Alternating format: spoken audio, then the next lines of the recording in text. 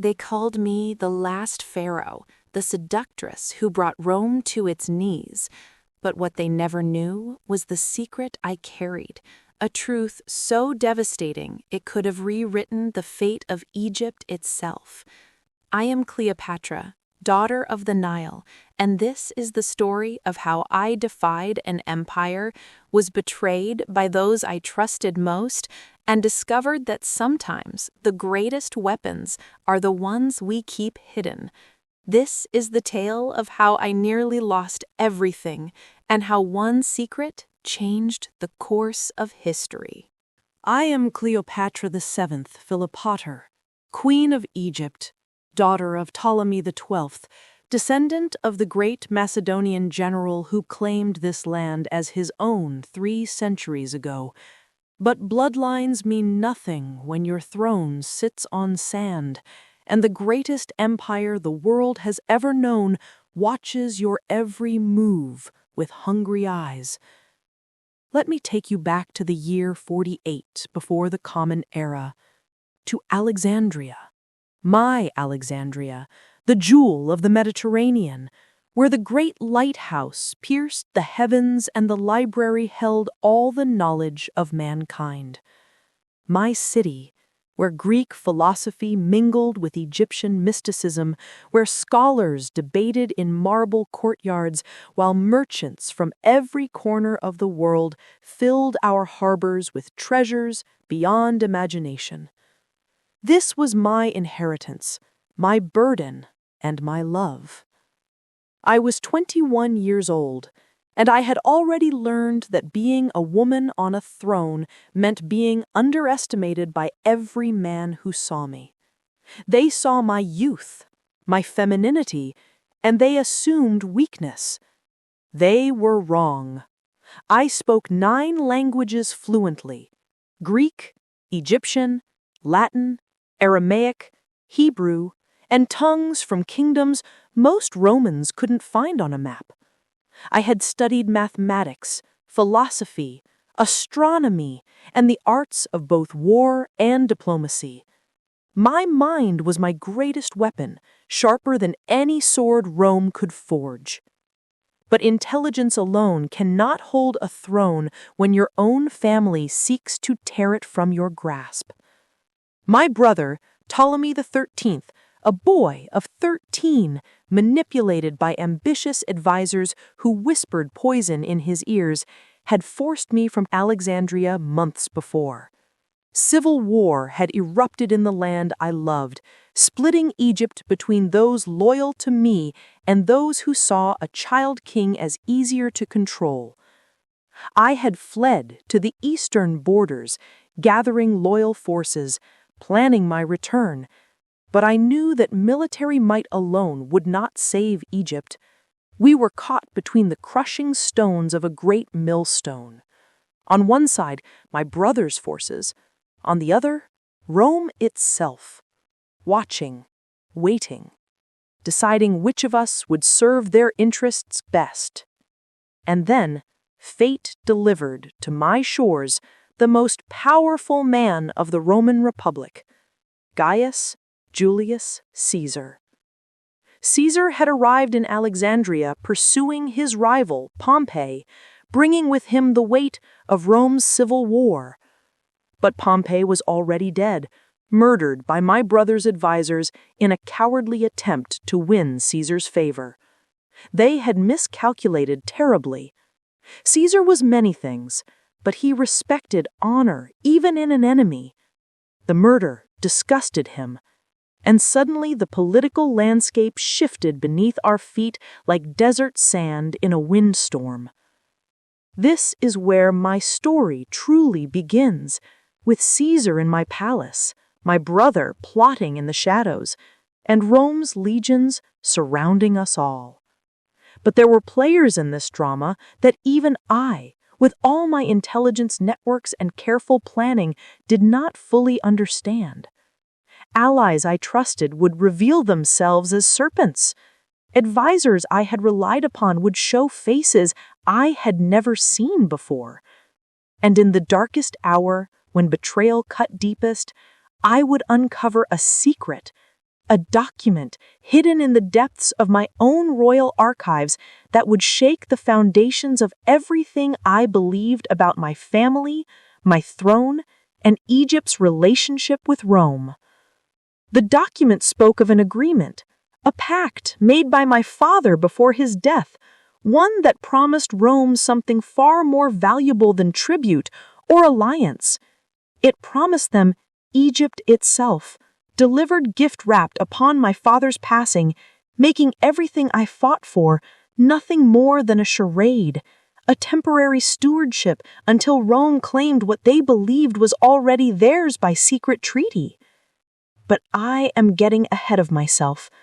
Let me take you back to that sweltering summer night when I made the decision that would change everything. When I had myself smuggled into my own palace, rolled in a carpet, to meet Caesar face to face. That night, I would begin a dangerous game of politics, passion, and power.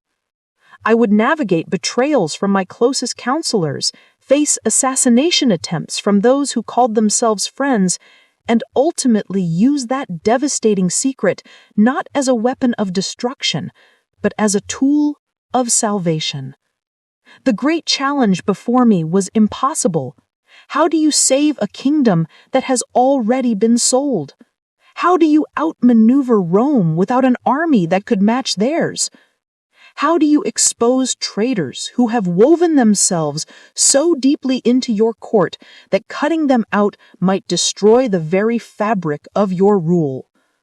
And the smaller, immediate danger, how do you survive the next 72 hours when your own palace has become a nest of vipers, and you don't know which faces smile with loyalty and which with treachery? This is my story. The story they don't tell in Roman histories.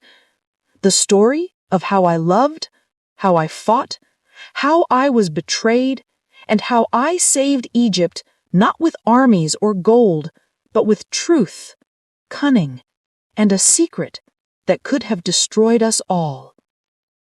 Come with me now, back to that night, that carpet, that moment when it all began. The night air off the Mediterranean carried salt and secrets as my small boat cut through the dark waters toward the royal harbor.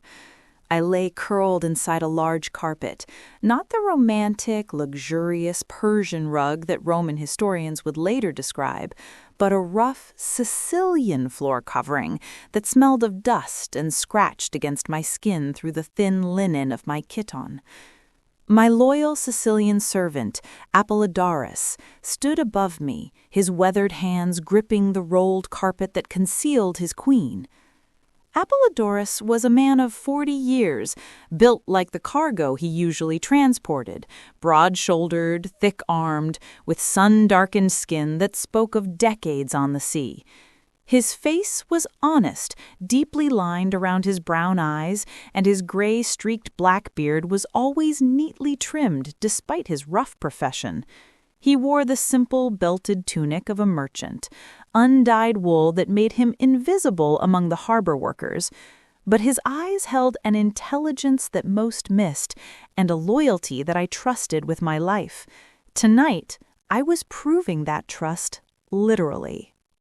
"We approach the palace docks, my queen," he whispered in Greek, his voice barely audible over the lapping water. "The guards are Roman now, Caesar's men." I felt the boat slow, heard the scrape of wood against stone. My heart hammered against my ribs. This was madness. I knew it was madness, but conventional approaches had failed me. My messages to Caesar had been intercepted by my brother's advisors. My ambassadors had been turned away. If I wanted to present my case to the one man who could decide Egypt's fate, I had to reach him in a way no one would expect. I heard Apollodorus grunt as he lifted the carpet, and me inside it, onto his shoulder. I was not a large woman. I stood barely over 5 feet tall, with a slender build that my enemies mistook for fragility. My skin was the light olive of Mediterranean nobility. My hair is black as the Nile's fertile soil. usually adorned with golden ornaments and the sacred uraeus serpent crown. But tonight I wore no crown, no jewelry except a single gold bracelet my mother had given me before she died. My hair was pinned simply, my face bare of the kohl and malachite I usually wore. Inside this carpet, I was just a woman gambling everything on one audacious move. "You there, what's your business?" a voice barked in Latin, rough, provincial Latin with an accent from northern Italia. "Delivery for the Roman general," Apollodorus replied in his heavily accented Latin, playing the part of a simple merchant. "Gift from the Merchants' Guild, a fine carpet for his quarters." I felt every muscle in my body tense. Through the thick weave, I could hear everything but see nothing. The guard's footsteps approached. At this hour, the Merchants' Guild sends gifts after sunset? Suspicion dripped from every word. The general arrived unexpectedly. The guild masters were embarrassed to have nothing prepared. They sent me immediately with their finest piece. You know how these wealthy traders are, always worried about appearances, especially before Rome. A pause that stretched like eternity. Then laughter. "True enough, these Egyptians would sell their own mothers to look good before Caesar. Take it to the main hall. The general is reviewing maps with his officers." The carpet shifted on Apollodorus's shoulder as he walked. I counted his steps, trying to map our progress through the palace that had been my home since childhood. These marble floors had been cool beneath my bare feet as a girl. These walls had echoed with my father's drunken rages and my mother's bitter tears. This palace held every memory of my life, both beautiful and terrible. The Palace of Alexandria was not one building, but a complex of structures that covered nearly a third of the city. The royal quarters where we now entered were Greek in design, Macedonian architecture softened by Egyptian grandeur. Tall columns of pink granite from Aswan supported ceilings painted with stars and sacred symbols. The floors were intricate mosaics depicting scenes from Greek mythology and Egyptian cosmology, side by side, just as our kingdom tried to bridge two worlds. Cedar wood from Lebanon lined the walls, carved with hieroglyphics and Greek inscriptions proclaiming the divine right of the Ptolemaic dynasty. Through the carpet's weave, I caught glimpses of torchlight, heard the echo of Roman voices, harsh, commanding, so different from the melodious Greek and ancient Egyptian I had grown up hearing in these halls. My palace had been invaded, occupied, and I was sneaking into it like a thief. "Where you think you're going with that?" Another voice, younger, more educated Latin, an officer. "Delivery for General Caesar, sir," Apollodorus repeated. "A gift from... I don't care if it's from Venus herself. The general is in conference. Leave it outside his quarters. But, sir, I was told to present it personally to ensure it meets with approval. Do I look like I care what you were told?" The officer's voice grew harder. "Leave. It. Now." I felt Apollodorus's hesitation through the carpet's fibers. This wasn't the plan. We needed to be in Caesar's presence, needed the dramatic revelation to work. Left in a hallway, I was just another piece of furniture, easily discovered by my brother's spies before Caesar ever saw me. And then, as if the gods themselves intervened, I heard a new voice, deeper, carrying an authority that silenced the others instantly. "What's the commotion?" The voice spoke Latin with perfect diction, cultured, betraying years of education and command. This was a voice accustomed to be obeyed. "Just a merchant with a carpet, General Caesar," the young officer said quickly. "I was sending him away." "A carpet?" Interest colored the words. "At this hour? How peculiar. Bring it here. Let me see this gift that cannot wait until morning." My heart nearly stopped. I was about to meet Gaius Julius Caesar, the man who had conquered Gaul, crossed the Rubicon, defeated Pompey, and now held the power to decide whether I lived or died, whether Egypt survived or became just another Roman province. I felt myself being lowered to the ground, heard Apollodorus step back, then Caesar's voice again, closer now, laced with amusement. "Well, unroll it." The world spun as the carpet unfurled. Light flooded my vision, oil lamps and torches, so bright after the darkness. I found myself lying on cold marble mosaic, blinking up at a circle of faces. Roman faces, hard and suspicious, hands on sword hilts.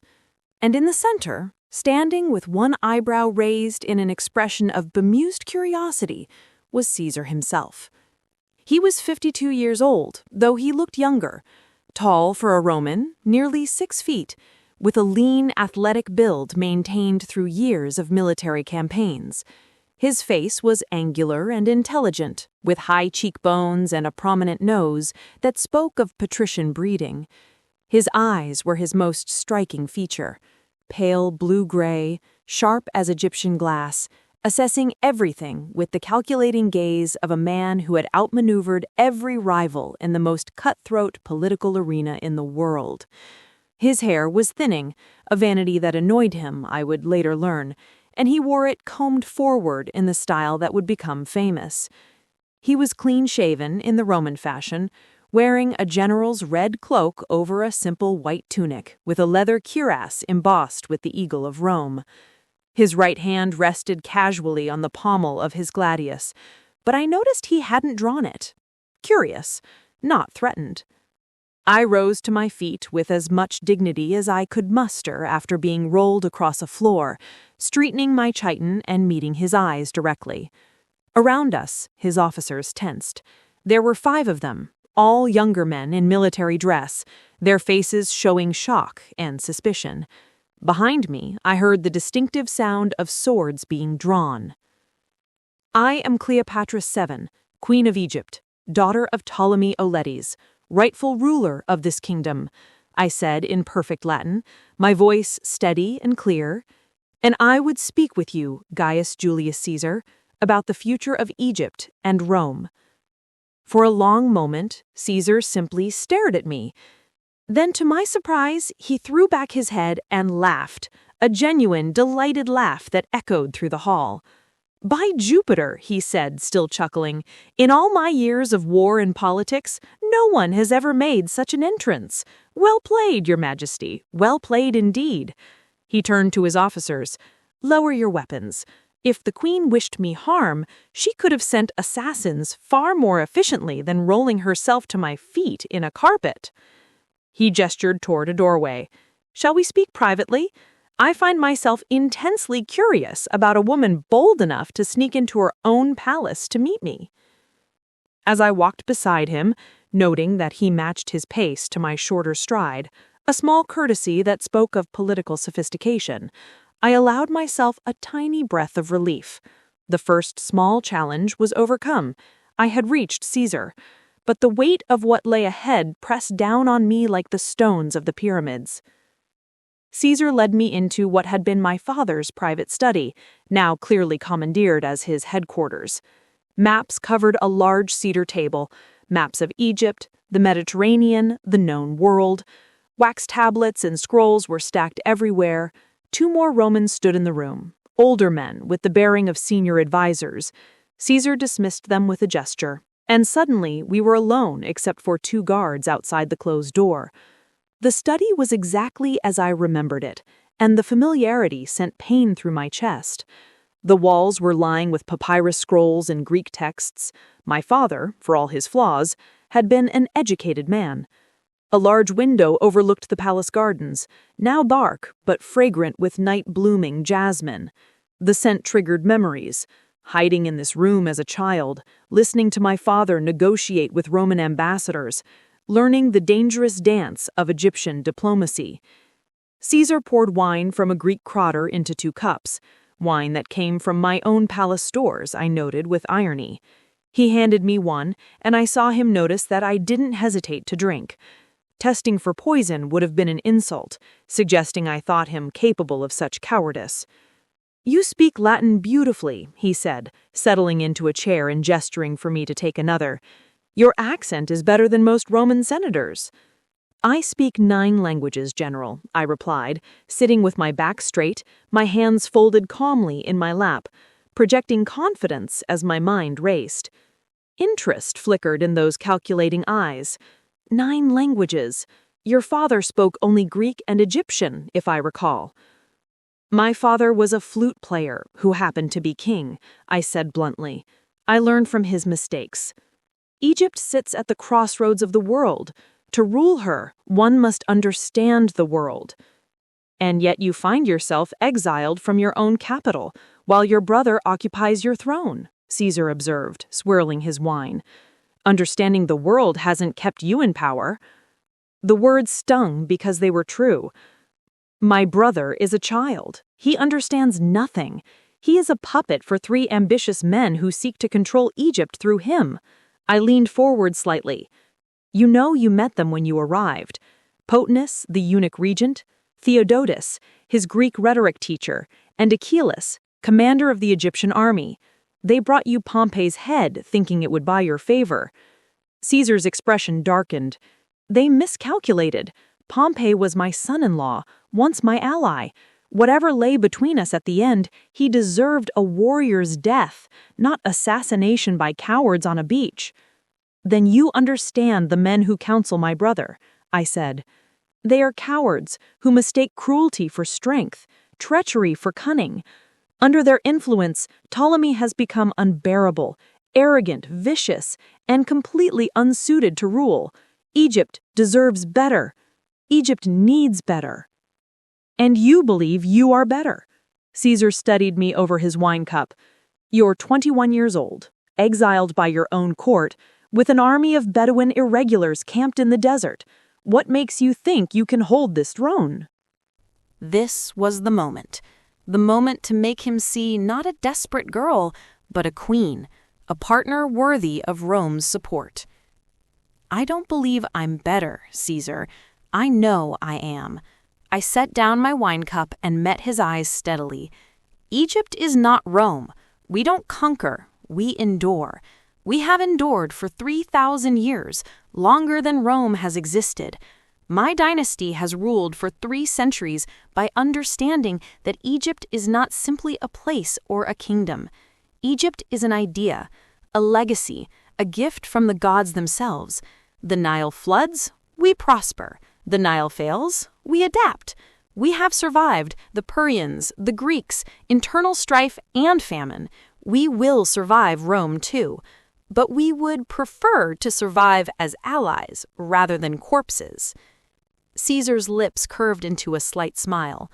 Frank talk. I appreciate that. Continue. My brother's advisors are fools, I said, warming to my argument. They murdered Pompey thinking it would give them leverage over you. Instead, it made you their enemy. They hoard grain while Alexandria's poor starve, breeding resentment. They've alienated the priesthood by ignoring Egyptian customs, priests who hold enormous power over the people's hearts. They're bankrupting the treasury with military expenditures while our trade routes collapse. In short, they're destroying Egypt, trying to save it. And you would do differently? I would do what my family has always done when survival required it. I would adapt. I would recognize that Rome is now the dominant power in the Mediterranean and work with that reality rather than against it. I would restore Egypt's economic strength by reopening trade routes, reforming the tax system, and using our greatest resource, grain, to buy influence rather than hoarding it like frightened merchants. I would honor both the Greek and Egyptian traditions of my kingdom, keeping the priesthood content and the people fed. And I would offer Rome what it wants, a stable, prosperous, reliable Egypt, without the cost of conquering and occupying a kingdom that has never been successfully held by force. Caesar was silent for a long moment, studying me with those sharp, assessing eyes. I forced myself to remain still, to let him think. You're intelligent, dangerously so. You understand power, diplomacy, economics. But intelligence alone won't keep you alive, let alone on a throne. Your brother's army outnumbers your forces significantly. Achillas has 40,000 men to your few thousand. The Alexandria mob is notoriously fickle. They could riot against either of you at any moment. The priesthood watches and waits to see who will serve their interests best. And Rome, he paused significantly, Rome is divided on whether Egypt should remain independent or become a province. I have enemies in the Senate who would love to see you fail so they can argue for annexation. I know all of this, I said quietly. Why do you think I'm here? Because you're desperate, he replied bluntly, and desperate people make mistakes. No, I corrected him, feeling a surge of emotion that I struggled to control. I'm here because I refuse to watch everything my ancestors built crumble because a 13-year-old boy and his evil advisors care more about power than Egypt's survival. I'm here because I believe in something larger than myself. And yes, I'm here because I need Rome's help, your help. But don't mistake my honesty for weakness, Caesar. I didn't sneak into my own palace rolled in a carpet because I'm weak. I did it because I'm strong enough to do whatever is necessary to save my kingdom. For the first time, I saw something shift in Caesar's expression. Respect, perhaps, or recognition of a kindred spirit. Before he could respond, however, a sharp knock interrupted us. General, forgive the intrusion, but Pothinus and the king's advisors have arrived. They insist on an immediate audience. They say it's urgent regarding security matters. Caesar's eyes never left my face. How interesting. It seems your brother's puppet masters have discovered you're here. My blood ran cold. That's impossible. No one knew except Apollodorus, and he would die before betraying me. Then you have a spy in your camp, someone who reported your movements. He stood, his military bearing suddenly more pronounced. This complicates things considerably. If I send you away now, Pothinus will know I've met with you and will assume we've made an alliance. If I keep you here, I'm openly choosing sides in Egypt's civil war, which could provoke Achillas to attack while my forces are unprepared. Then keep me here, I said immediately, also standing. Choose sides. Back the queen who will work with Rome rather than the child whose advisors murder ambassadors and think treachery is diplomacy. He studied me for another long moment, and I could see the political calculation happening behind those intelligent eyes. Finally, he nodded slightly. Not agreement, not yet, but acknowledgement. Very well, he said. You may stay in the palace, under my protection, while I consider the situation. But make no mistake, Cleopatra, I help you because it might serve Rome's interests, not because I've been swayed by a beautiful woman's clever arguments. I would expect nothing less, I replied, though my heart soared with hope. I had done it.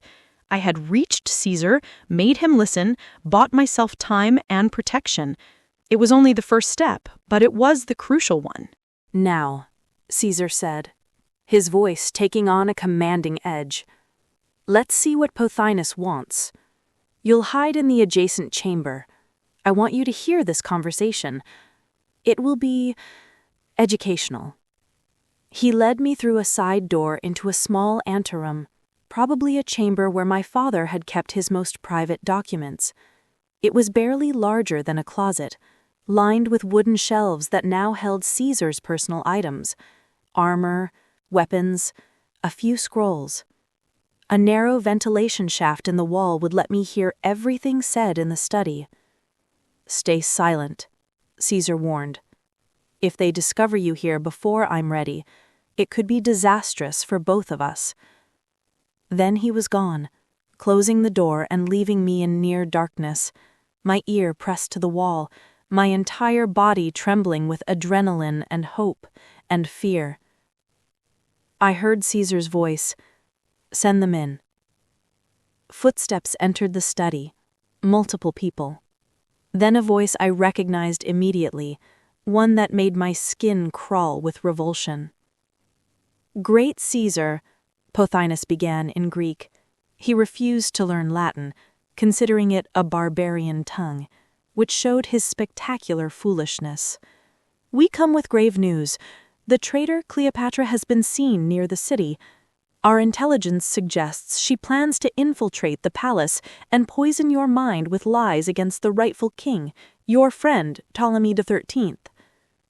Pothinus was a eunuch, as many of the most powerful courtiers in Ptolemaic Egypt were, men who could never have dynasties of their own and therefore could be trusted with proximity to royal women, or so the theory went.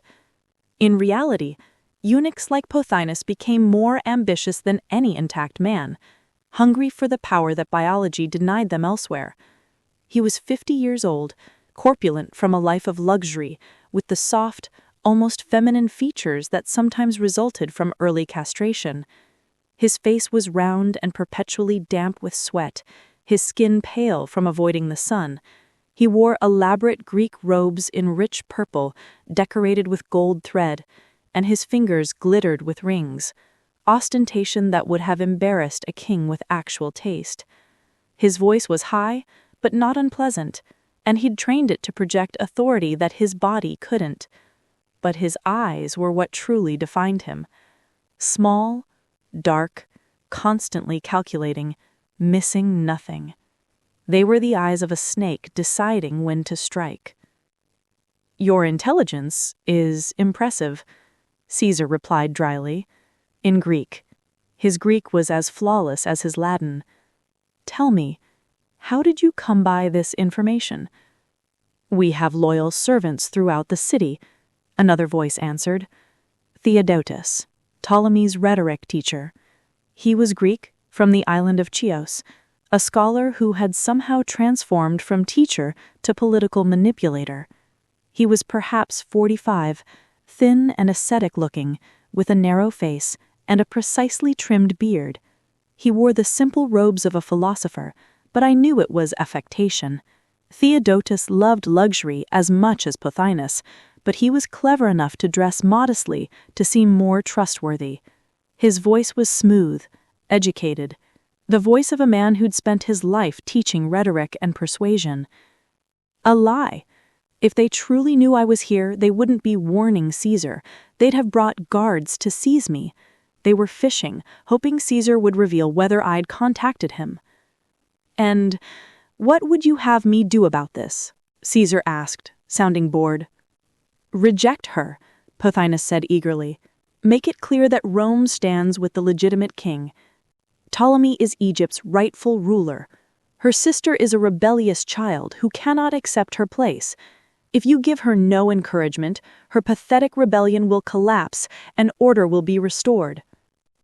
"The legitimate king," Caesar repeated. "Tell me, Pothinus, how old is Ptolemy?"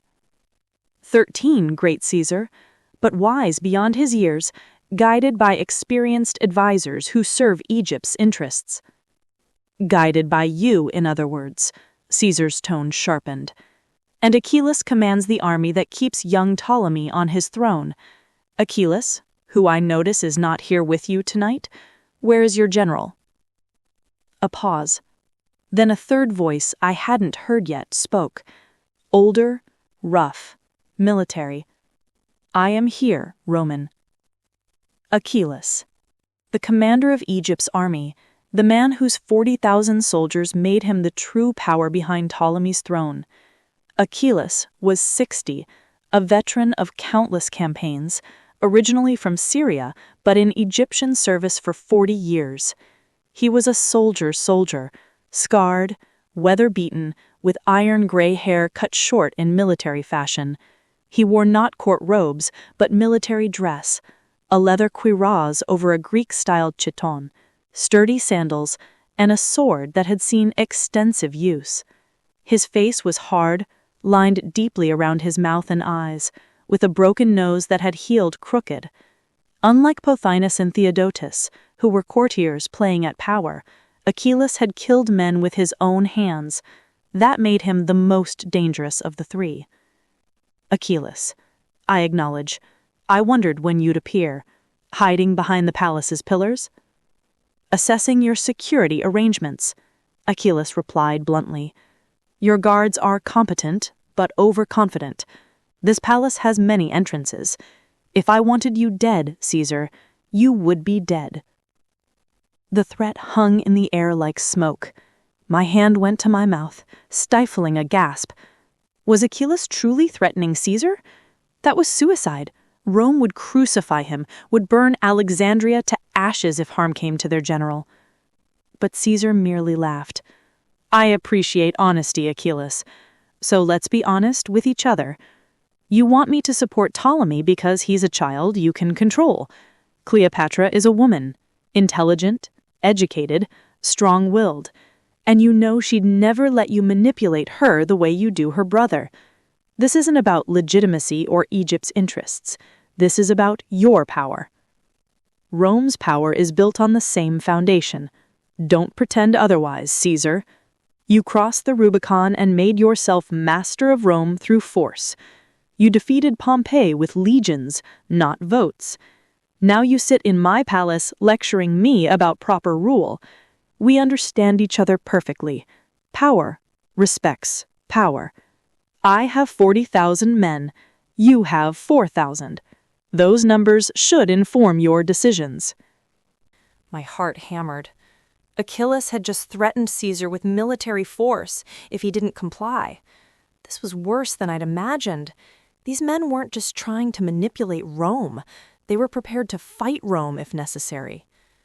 An interesting calculation, Caesar said, his voice dangerously soft. But numbers aren't everything, Achillas. I've defeated larger armies with smaller forces more times than you've won battles.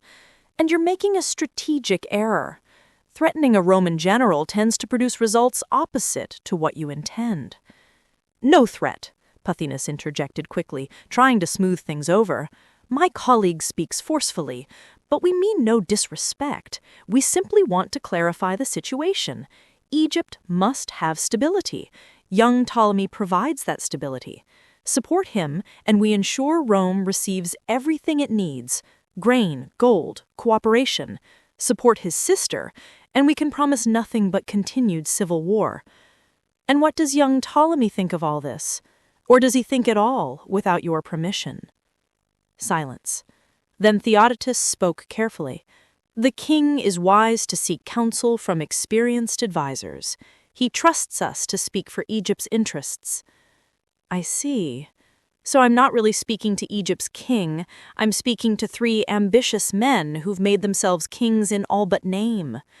Tell me, what happens when Ptolemy grows up? Do you plan to step aside, or will he suffer an unfortunate accident? You insult us, Pothinus sputtered. We serve the throne faithfully.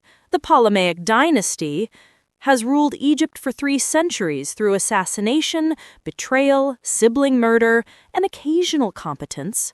I've studied your history, Pothinus. Every transition of power in your dynasty has been soaked in blood. Cleopatra's own father killed his wife, her mother, to secure his throne. Don't pretend the Ptolemies are some noble house. You're survivors, nothing more. And Cleopatra is clearly the best survivor of her generation. My breath caught. Caesar was defending me, even without revealing I was present. Did that mean he'd decided to support my claim? Or was he simply needling these men, testing their reactions? The woman is dangerous, Theodotus said, his voice taking on the rhythms of rehearsed rhetoric. She seduces with words, promises everything, delivers nothing. She's been in exile for months, surviving on scraps, gathering bandits and desert raiders.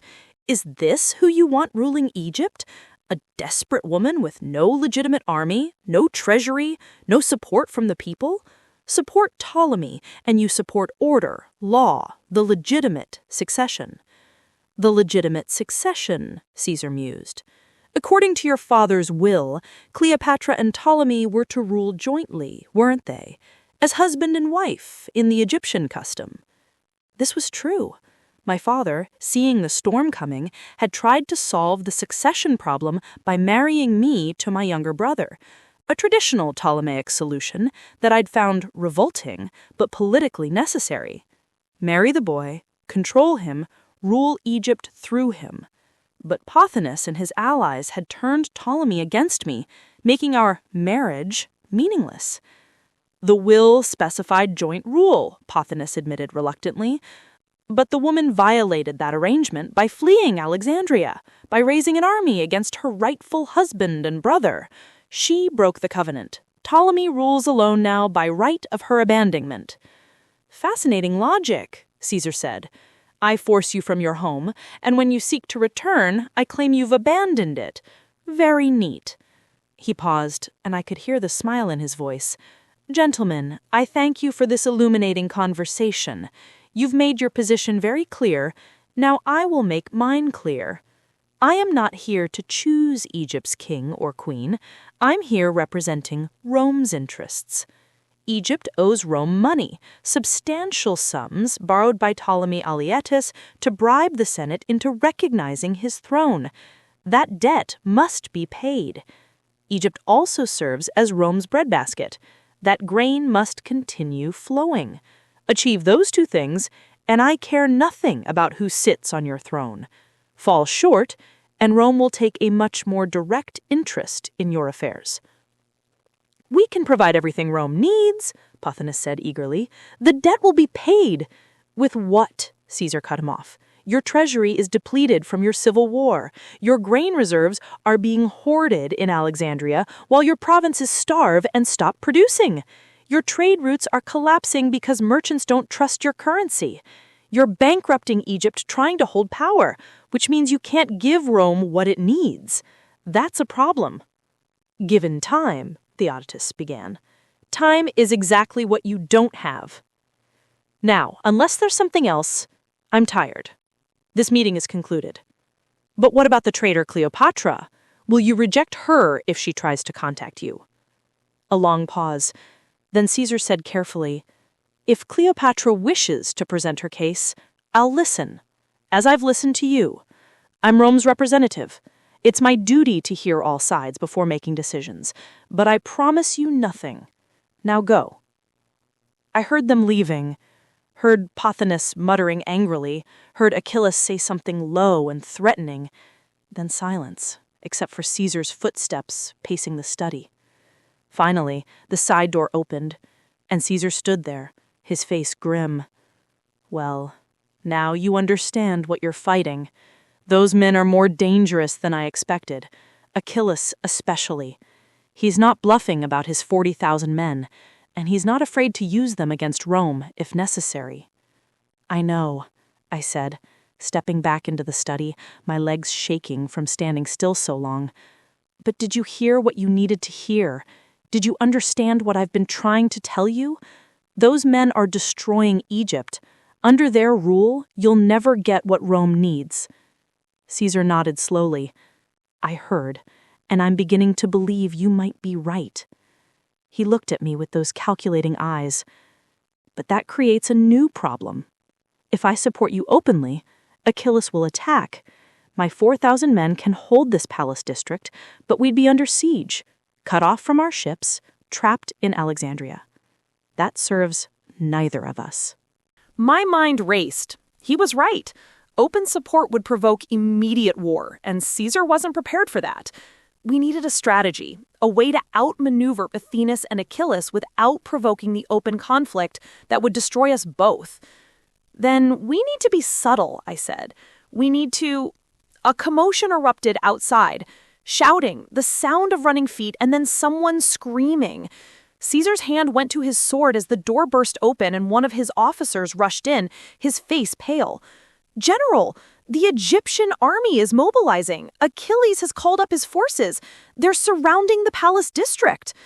Caesar's expression hardened instantly, all traces of the urban politician disappearing, replaced by the general who'd conquered Gaul. "How many?" he asked. "Estimates say 20,000, maybe more.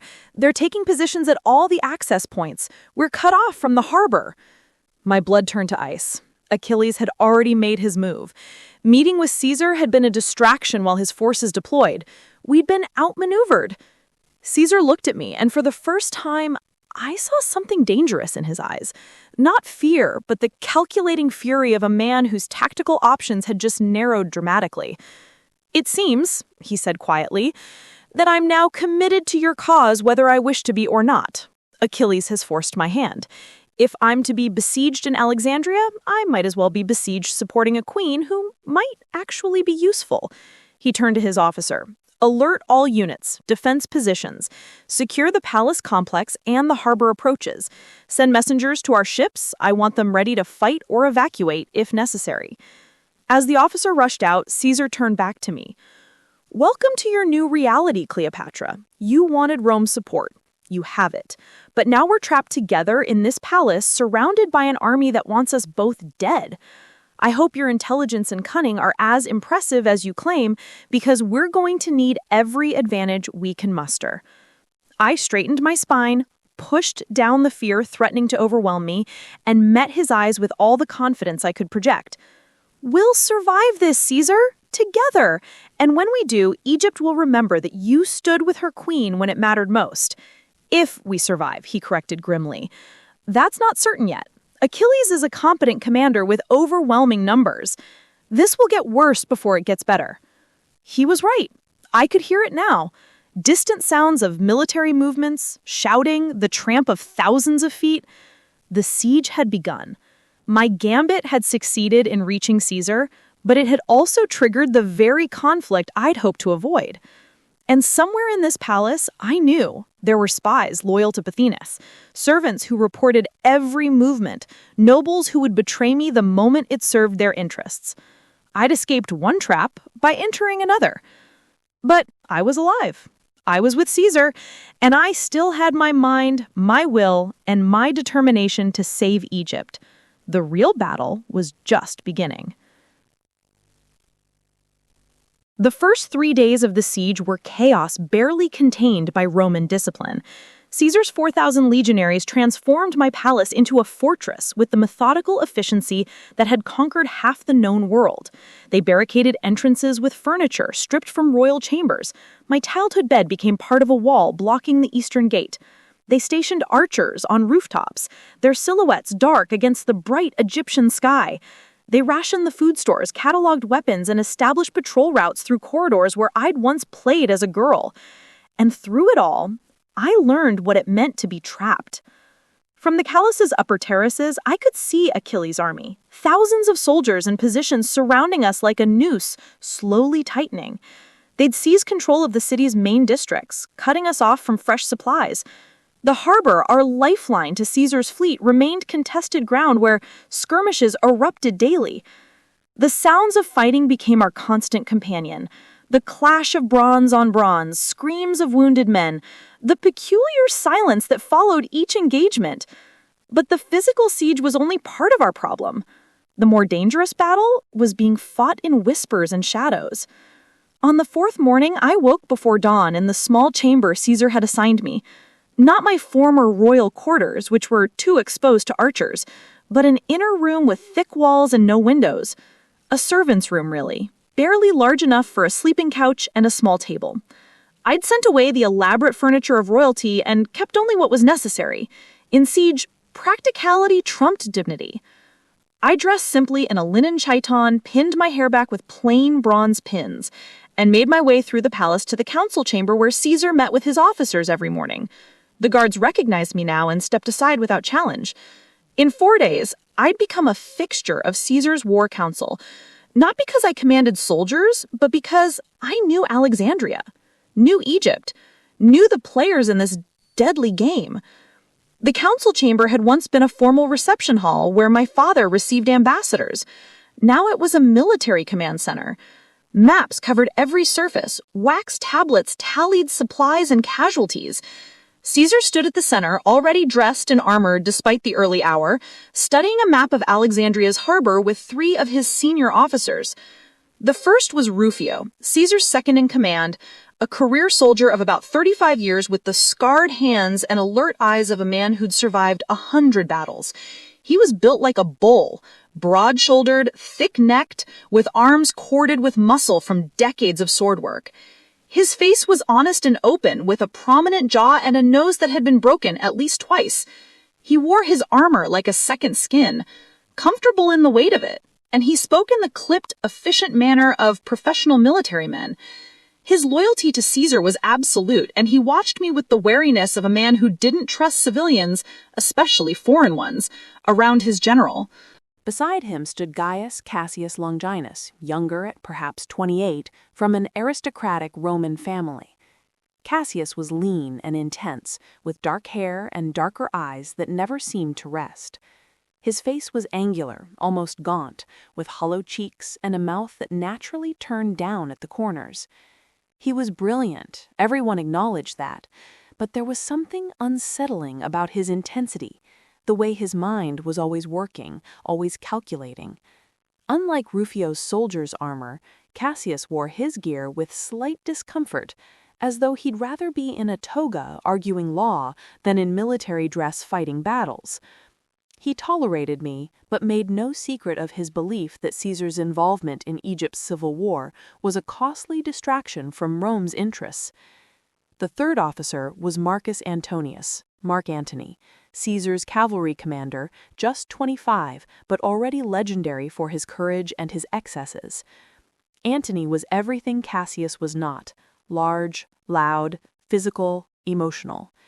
He stood over 6 feet tall, built like a Greek statue come to life, with broad shoulders, powerful arms, and the kind of presence that drew every eye when he entered a room. His face was handsome in a rough way, strong features, a wide mouth quick to smile, and eyes that sparkled with humor and mischief. His dark hair was perpetually tousled, as though he'd just come from bed or battle, and he wore his armor carelessly, often with his chest piece unbuckled and his helmet dangling from his hand. He was charming, reckless, brilliant in combat, and terrible at politics. And unlike the others, he'd decided I was fascinating rather than threatening, treating me with an easy friendliness that both relieved and amused me. "Majesty," Antony greeted me with a broad smile as I entered. "You're up early. Couldn't sleep with all the excitement?" "I sleep when I can, where I can," I replied in Latin, moving to the table. "What's our situation?" Caesar glanced up from his map, acknowledging me with a slight nod. In 4 days, we developed an efficient working relationship built on mutual necessity. He valued my knowledge of Alexandria and Egypt. I needed his military expertise and Roman support. Neither of us pretended this was anything other than a strategic alliance, though I'd caught him watching me with calculating interest more than once. "The situation is complicated," he said, gesturing to the map. "Achillas controls most of the city, but we hold this palace complex and part of the harbor. Our ships are anchored offshore, but Achillas has positioned archers to harass any attempts to resupply by sea. We're not starving yet, but food is becoming a concern. Water, fortunately, is not. The palace cisterns are full." "What about breaking the siege?" I asked, studying the map. "A sortie in force to drive back his troops?" Rufio shook his head. "Numbers are wrong, Majesty. They've got at least 20,000 men surrounding us, maybe 25,000. We've got 4,000. Even with Roman training and discipline, those odds are suicide in open battle." "Then we stay defensive?" I said, feeling frustration rise. "Wait for them to starve us out?" "Not quite," Caesar said, a slight smile touching his lips. "We're Romans. We don't wait passively. But we need to be smart about this. Cassius, report on the harbor situation." Cassius pointed to the harbor district on the map. "We control approximately 1/3 of the harbor facilities, enough to maintain contact with our ships. But Achillas has been moving forces into position to assault our positions there. If he takes the harbor completely, we lose our escape route and our resupply. I recommend we reinforce." "We're already stretched thin," Rufio interrupted. "Reinforce the harbor, we weaken the palace defenses. Achillas could be feinting at the harbor to draw our forces away from here." "Then we need better intelligence," I said, thinking quickly. "We need to know Achillas's actual plans, not just guess at them." All 4 men looked at me. Caesar's eyes narrowed slightly. "What are you suggesting?" "I'm suggesting that I know this palace, this city, better than any of you," I said, meeting his gaze steadily. "And I know people, servants, nobles, merchants who are still inside the palace or who have access to Achillas's camp. Let me use those contacts. Let me gather intelligence." "Absolutely not," Rufio said immediately. "Majesty, no disrespect, but you're not a soldier. You're a valuable political asset. If you're captured or killed, then Caesar loses his justification for being here. I understand, but I'm not suggesting I go sneaking through enemy lines myself. I'm suggesting I activate networks that already exist. There are people in the palace right now who report to Pothinus. I know who some of them are. What if we fed them false information? Led Achillas to expect an attack from one direction while we hit him from another. Interest flickered in Caesar's eyes. Deception. The Greeks called it metis, cunning intelligence.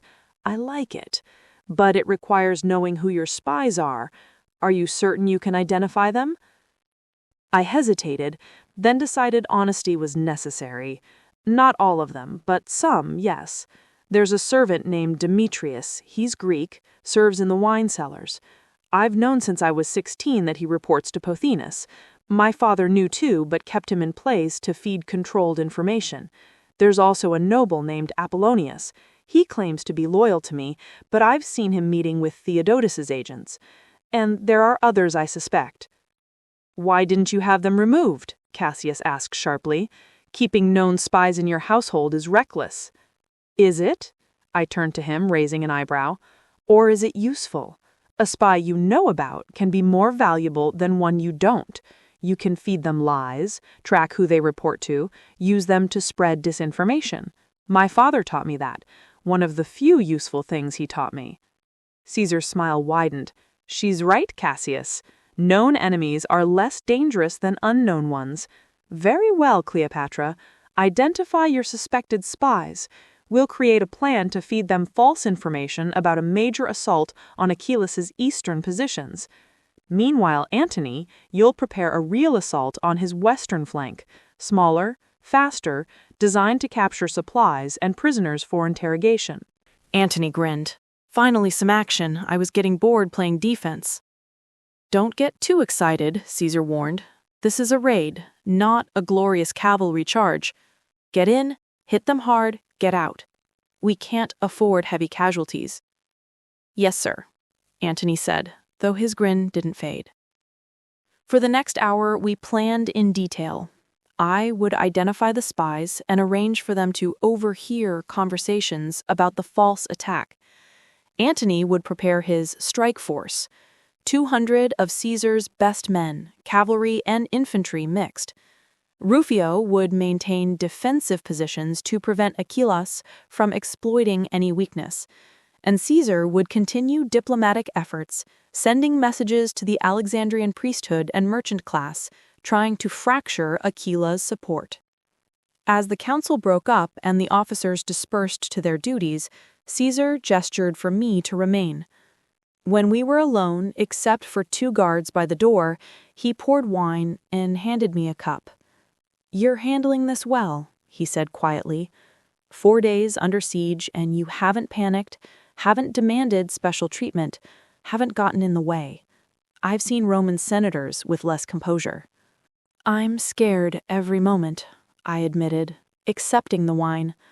But fear is useless unless it motivates action. My father taught me that too, though he usually ignored his own advice.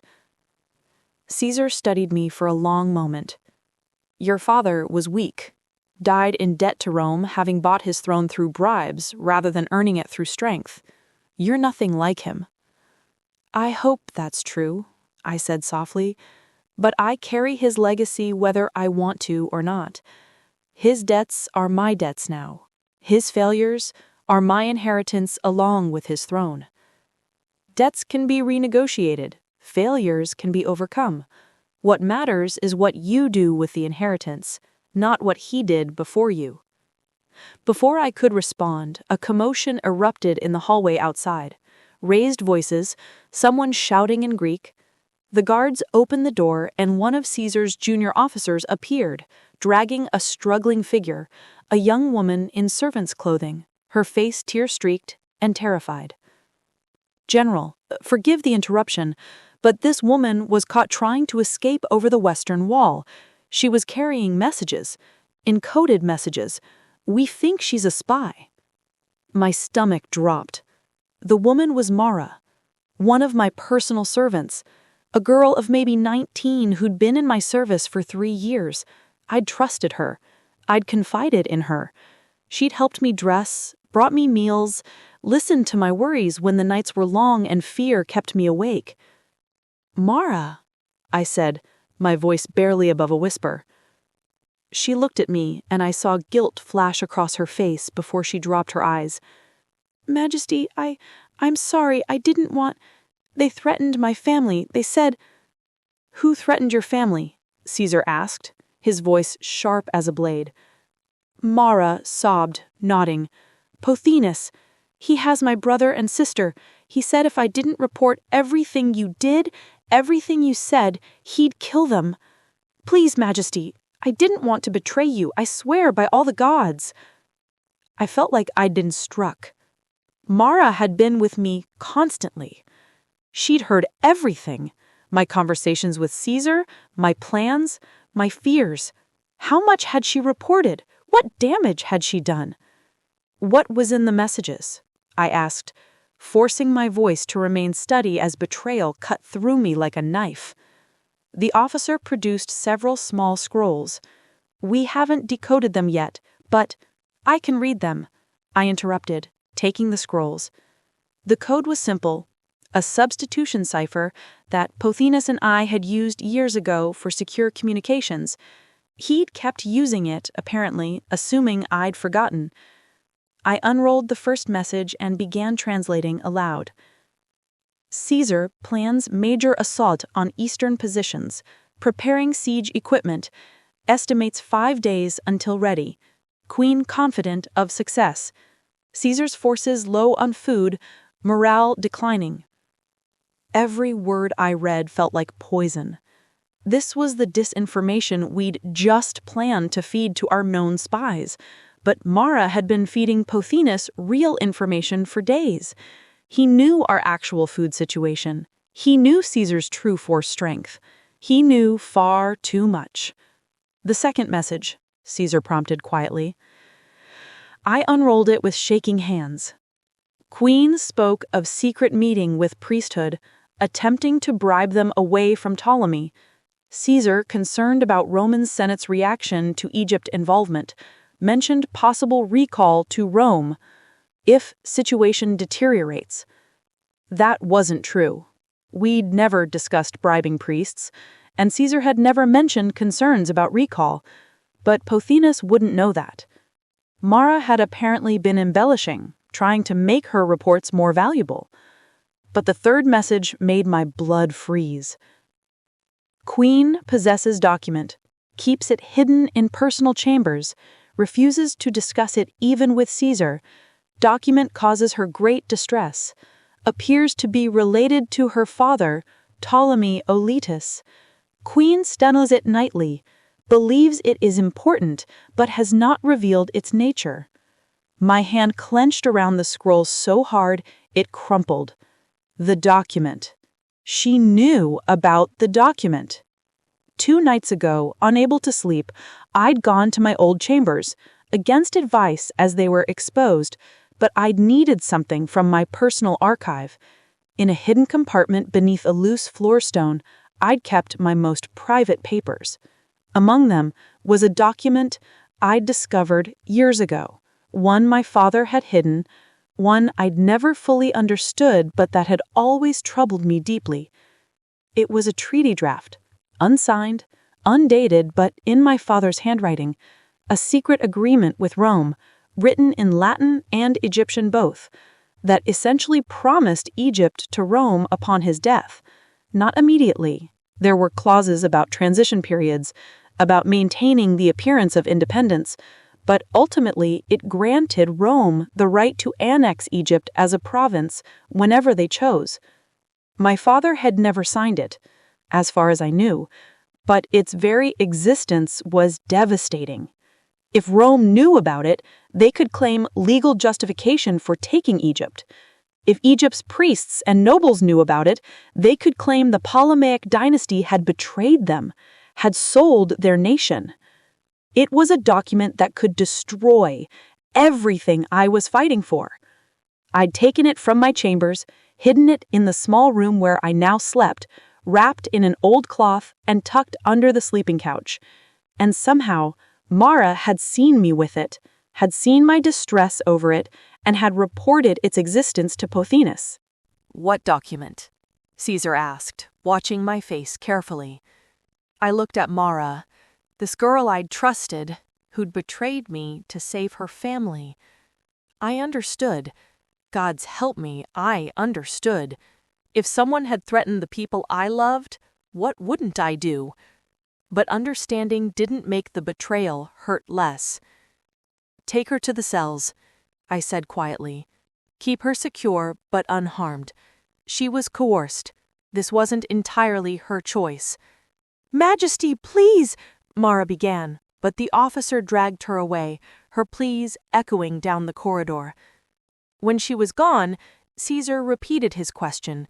"What document, Cleopatra?" I met his eyes, weighing my options. I could lie, but Caesar was too intelligent, would catch me eventually. I could refuse to answer, but that would damage the trust we'd been building. Or I could tell him the truth and hope he saw it the way I did, as a threat to be neutralized, not an opportunity to be exploited. "Before I answer," I said carefully, "I need your word. Your word as a Roman, as a general, as a man of honor. What I'm about to tell you could change everything between us. It could give you justification to take actions that would benefit Rome, but destroy Egypt. I need to know that you'll hear me fully before making decisions." Caesar's expression became unreadable. "You're asking me to promise something before I know what it is. That's asking a great deal." "I know, but if we don't trust each other, truly trust each other, we'll both die in this palace. Achillas will starve us out, or overwhelm us, or set fire to the whole complex and watch us burn. Our only chance is complete honesty between us. So I'm offering you honesty, but I need to know you'll give me the same in return." For a long moment, we simply looked at each other. I could see him thinking, calculating, weighing the political implications against the practical necessities. Finally, he nodded slowly. "You have my word. I'll listen fully before acting. Tell me about this document." So I told him everything, how I'd found it years ago while searching my father's papers for something else, how it was written in both Latin and Egyptian, clearly intended for Roman and Egyptian eyes, how it outlined a gradual transfer of sovereignty from the Ptolemaic dynasty to Rome, dressed up in diplomatic language but ultimately clear in its intent, how my father had apparently drafted it during one of his many desperate attempts to secure Roman support, but had never, as far as I knew, actually presented it or signed it. It's not a valid treaty. It was never signed, never witnessed, never formally presented, but its existence is dangerous. If Pothinus gets his hands on it, he could show it to the priesthood, claim my father betrayed Egypt, use it to delegitimize my claim to the throne. If Rome learns of it, I looked at Caesar meaningfully, ambitious senators could argue it gives Rome legal claim to Egypt, could use it to justify annexation. Caesar was silent for a long time, his fingers drumming lightly on the wine cup. When he finally spoke, his voice was measured. "Show me this document." "You'll use it against Egypt," I said, though I'd known this moment would come. "Perhaps I'll help you destroy it. Perhaps there's a third option neither of us has considered. Show me, Cleopatra. Trust me, as you're asking me to trust you." I had no choice, really. If I refused, he'd simply have his men search until they found it. At least this way, I controlled how he learned of it. I led him to my small chamber, dismissed the guards to wait outside, and pulled out the cloth-wrapped bundle from beneath my sleeping couch. The parchment was old, yellowed, covered in my father's sprawling handwriting, Greek on one side, Latin on the other.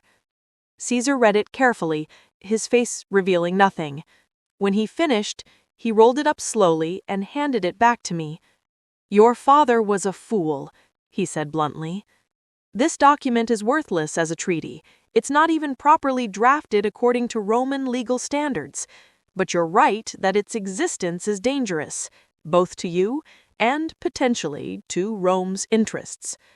So what do? I asked. We burn it, he said immediately, right now, before Pothinus can get his hands on it, before anyone else learns of it. It serves no one's interests, not yours, not Rome's, not even Ptolemy's. It's simply a weapon waiting to explode in everyone's faces. I stared at him, shocked. You'd destroy potential justification for Roman annexation of Egypt? I'd destroy a piece of paper that would create more problems than it solves, he corrected. Cleopatra, listen to me. Rome doesn't need a questionable draft treaty to take Egypt if we want to. We have legions, we have power. We take what we want when we want it. But I don't want Egypt as a province. I want Egypt as an ally, a stable, prosperous ally that provides grain and gold without costing Roman lives to occupy and administer. That document threatens the stability we both need. So yes, we burn it. He was right. I knew he was right. But something in me hesitated. This document was proof of my father's betrayal, yes, but it was also proof of Rome's long-term designs on Egypt. Destroying it felt like destroying evidence of a crime. What if other copies exist? I asked. Then we'll deal with them if they surface. But keeping this one only guarantees trouble. Make the decision, Cleopatra. What serves Egypt better? Holding on to dangerous secrets or destroying them and moving forward? I looked down at the parchment in my hands, my father's handwriting, his weakness, his desperation, all captured in fading ink.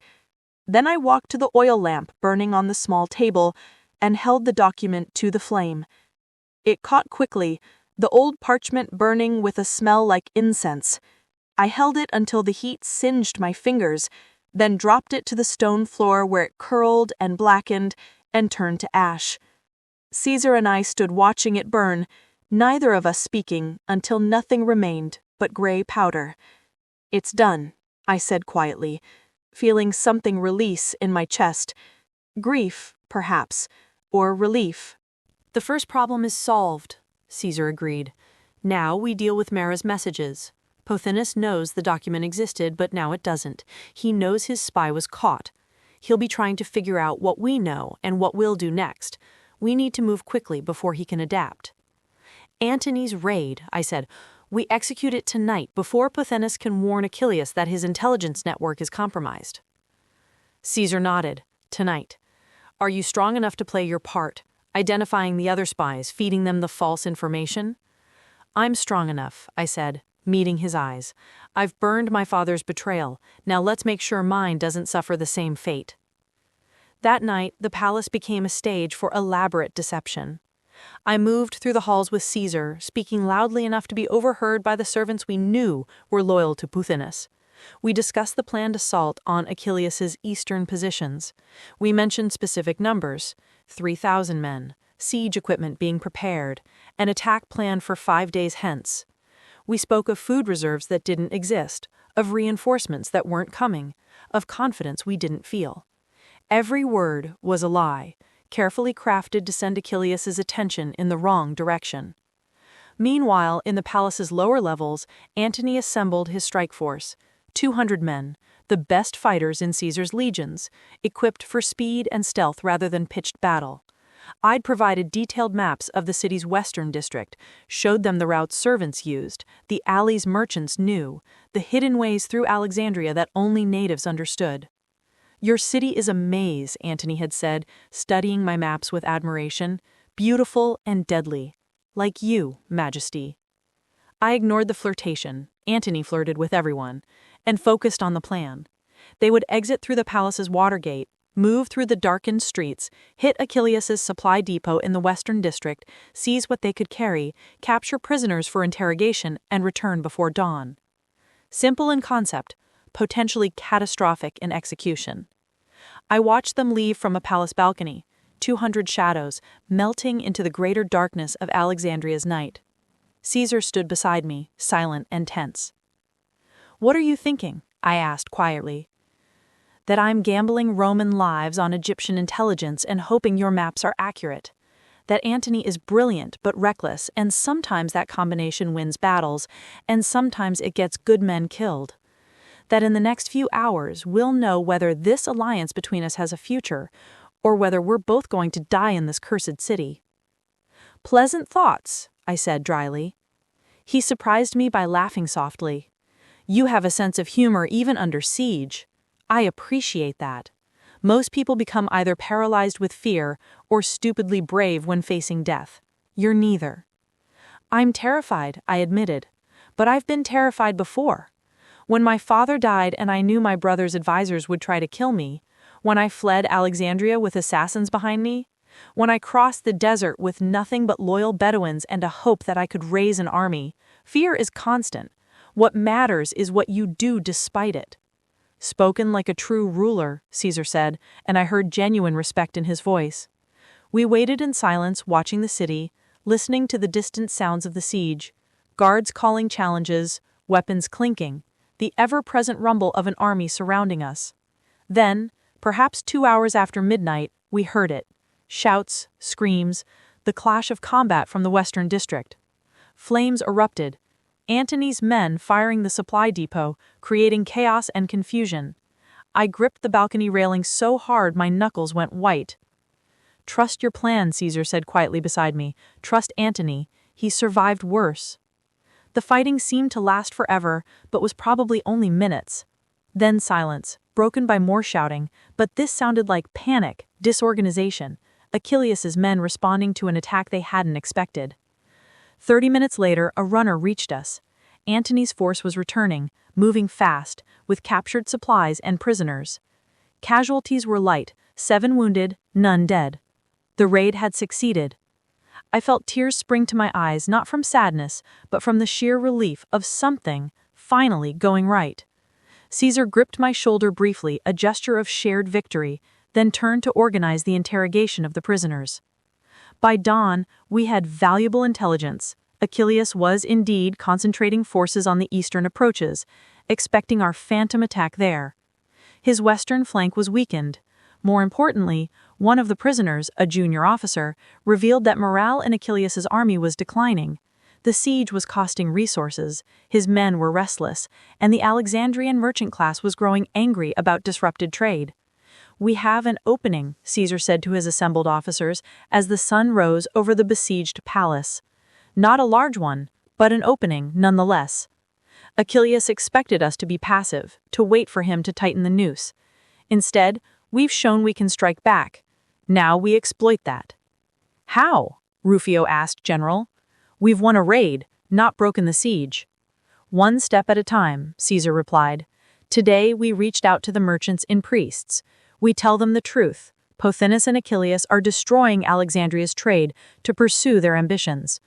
We offer an alternative: support Cleopatra, end the siege, restore order. Some will listen. And if they don't? Cassius asked skeptically. Caesar smiled grimly. Then we find another way. We're Romans. We always find another way.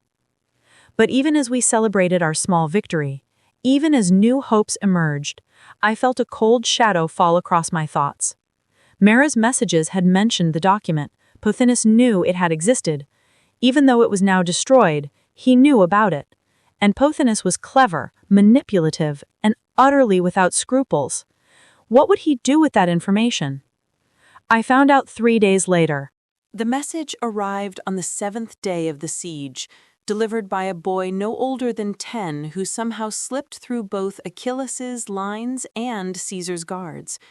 He handed the sealed papyrus to a Roman sentry and vanished back into the city's maze of streets before anyone could question him. The seal was Pothinus's. I recognized the signet ring's impression immediately. Caesar broke it open in my presence, his eyes scanning the Greek text before handing it to me without comment.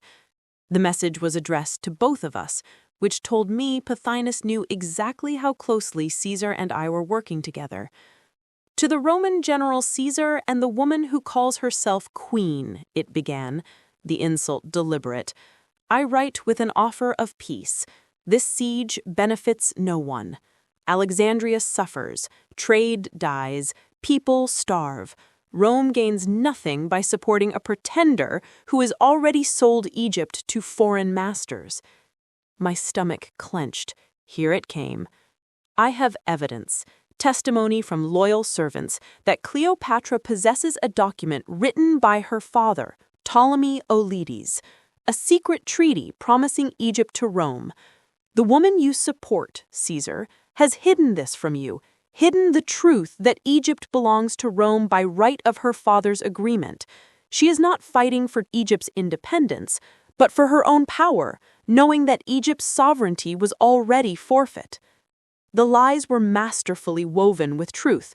Yes, the document had existed. Yes, I'd hidden it initially, but I'd destroyed it, with Caesar's knowledge and approval. Yet Pothinus was twisting these facts into a narrative that made me look like a manipulative traitor. The message continued. I propose a meeting, neutral ground, the great library, sacred to all civilized peoples. You, Caesar, me, Cleopatra, young King Ptolemy, and witnesses from the priesthood and merchant guilds. Let us present our cases before those who will ultimately rule Egypt regardless of which Ptolemy sits on the throne. Let the truth be known. Let Egypt decide. It's a trap, I said immediately. Pothinus doesn't want peace. He wants to publicly destroy my credibility and force you to abandon me. Obviously, Caesar agreed, but it's a clever trap. He's appealing to the Alexandrian elite, the priests and merchants who actually controlled the city's wealth and influence.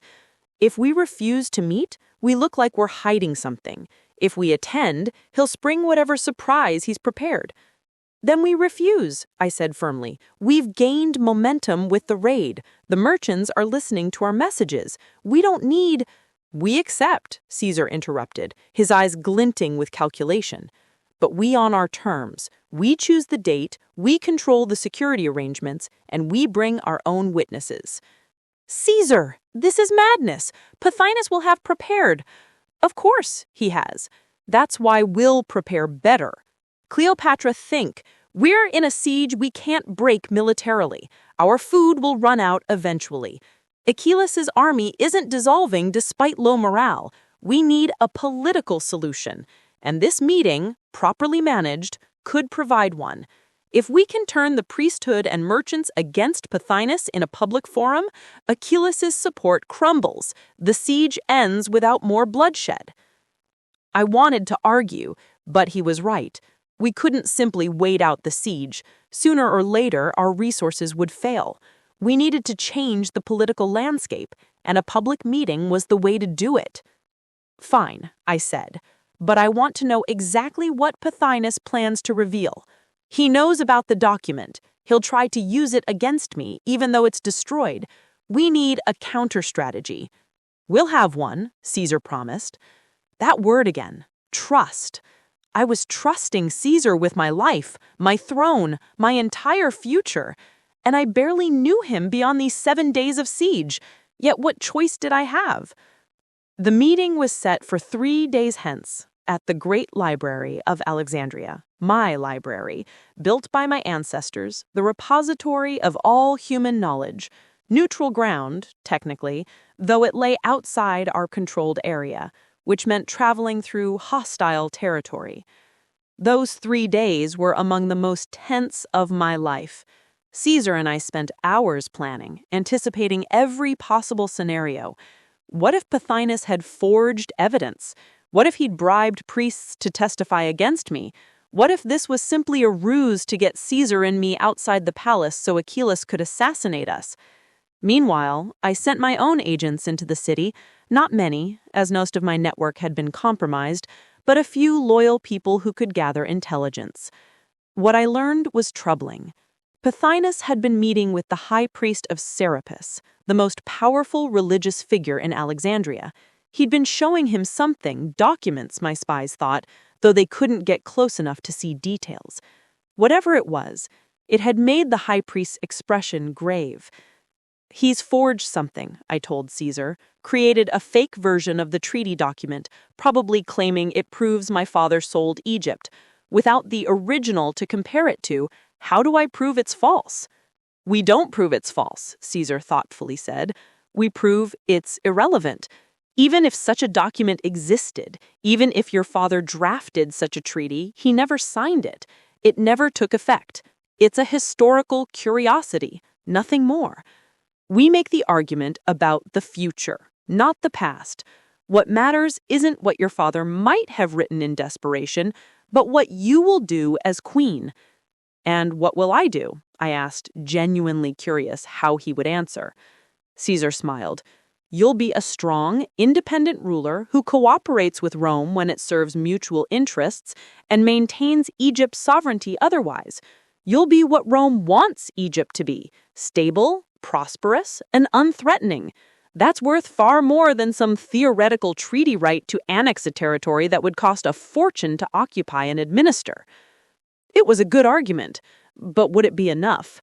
The day of the meeting arrived cold and clear, unusual weather for Alexandria. A winter wind blew in from the Mediterranean, carrying salt spray and the cries of seabirds. Caesar assembled an escort of 50 legionaries, enough to discourage treachery, but not so many that it looked like an invasion. I dressed carefully, wearing not Greek robes, but traditional Egyptian regalia, a white linen sheath dress, a collar of gold and lapis lazuli, and the uraeus crown with the sacred cobra, symbol of pharaonic authority. If this was to be a battle for legitimacy, I would look every inch the Queen of Egypt. Antony led the escort, his natural cheerfulness subdued by the seriousness of the occasion. Rufio and Cassius flanked Caesar, their hands never far from their weapons. And I walked beside Caesar, my head high, my heart hammering against my ribs. The journey from the palace to the library was perhaps half a mile, through streets that should have been crowded with merchants and citizens. Instead, they were eerily empty, except for Achillas's soldiers lining the route, watching us pass with hostile eyes. Thousands of them, all armed, all loyal to my brother. One word from Achillas, and we'd be dead before we could draw swords. "Keep walking," Caesar murmured. "Show no fear. They're watching for weakness." So I walked like a queen, past the soldiers who wanted me dead, through the city that had been my home and was now my prison, toward a meeting that would decide everything. The great library of Alexandria rose before us, not a single building, but a vast complex of columned halls, reading rooms and storage chambers. The main building was magnificent, white marble columns supporting a roof decorated with scenes of the gods bestowing knowledge upon humanity. Inside were hundreds of thousands of scrolls. Every book, every text, every piece of recorded knowledge from every civilization Rome and Egypt had encountered. It was the crown jewel of our family's legacy, more valuable than all our gold. And standing at its entrance, waiting for us, was Pothinus. He'd dressed as elaborately as I had, wearing robes of Tyrian purple that must have cost a fortune, another deliberate display. Beside him stood Theodotus, cool and collected in his philosopher's garb, and between them, looking small and lost, was my brother, Ptolemy XIII. I hadn't seen Ptolemy in nearly a year. He'd grown, no longer a child, but not quite a youth, that awkward in-between age. He had our father's narrow face and our mother's dark eyes, but where I inherited her strength, he gotten only her beauty without the character behind it. He wore the double crown of Upper and Lower Egypt, my crown technically, or at least half of it, and he looked utterly miserable. Our eyes met across the marble steps, and I saw something flash in his expression. Guilt? Longing? I couldn't tell. Then Pothinus whispered something in his ear, and Ptolemy's face hardened into the petulant mask his advisors had encouraged. "Sister," he said, in a voice that cracked slightly, "you come before us as a supplicant, begging for what you threw away through your own foolishness." The words were clearly Pothinus's, delivered in my brother's voice. I wanted to respond, to tell Ptolemy that he was being used, that these men cared nothing for him, only for the power he represented, but this wasn't the time. "Brother," I replied evenly, "I come not as a supplicant but as your co-ruler, as our father intended, and I come with Rome's support, which you would be wise to recognize." Before Ptolemy could respond, before Pothinus could put more words in his mouth, a new voice interrupted. Enough. This is a place of learning, not a market for insults. An elderly man emerged from the library's entrance, moving with the slow dignity of great age. He wore the white robes and leopard skin of the high priest of Serapis, and his head was shaved in the Egyptian priestly fashion. His face was deeply lined, his skin the color of old bronze, and his eyes milky with cataracts, but still sharp with intelligence. This was Hephaestion, high priest of Serapis, the most respected religious figure in Alexandria. He was perhaps 70 years old enough to remember my grandfather's reign, old enough to have seen every scandal and triumph of the Ptolemaic dynasty. His loyalty was not to any individual Ptolemy, but to Egypt itself, to the old ways, to the gods and traditions that had sustained this land for millennia. Behind him came others, priests of various temples, wealthy merchants in fine robes, guild masters and scholars from the library itself. Perhaps 50 people in total, representing the true power structure of Alexandria, not soldiers or kings, but the people who controlled wealth, knowledge, and religious authority. "We have agreed to witness this discussion," Hephaestion continued, in a voice that carried despite his age. "Not because we support one side or the other, but because Alexandria bleeds while Ptolemies fight over a throne. Speak your cases, we will listen, and then we will decide what Alexandria needs." It was a stunning assertion of independence. These people were essentially declaring that they, not the royal family, would determine Egypt's future. Part of me was outraged. I was their queen. But the practical part, the part that understood survival, recognized this as an opportunity. If I could win these people to my side, Ptolemy's support would collapse regardless of Achillas's army. We moved inside the library into a great hall lined with shelves of scrolls. A large open space in the center had been arranged with chairs, thrones really, for Ptolemy and me, positioned opposite each other. Caesar was given a seat of honor as Rome's representative. The witnesses arranged themselves in a semicircle, ready to observe and judge. Pothinus spoke first, which didn't surprise me. He'd orchestrated this meeting. He'd prepared his arguments. "Honored witnesses," he began in his high, carrying voice, "we gather because a simple truth has been obscured by ambition and deception. The truth is this: Cleopatra is not who she claims to be. She is not a faithful daughter of Egypt, fighting for her birthright. She is a schemer who has hidden a terrible secret from all of you, a secret that reveals her true nature and her father's treachery." He paused dramatically, letting the tension build. I forced myself to sit still, to show no reaction. Ptolemy XIII, Cleopatra's father, was weak. Everyone knows this. He was driven from Egypt, had to beg Rome to restore him to power, paid enormous bribes to Roman senators. But what you don't know, what Cleopatra has hidden from you, is that he paid the ultimate price. He sold Egypt itself.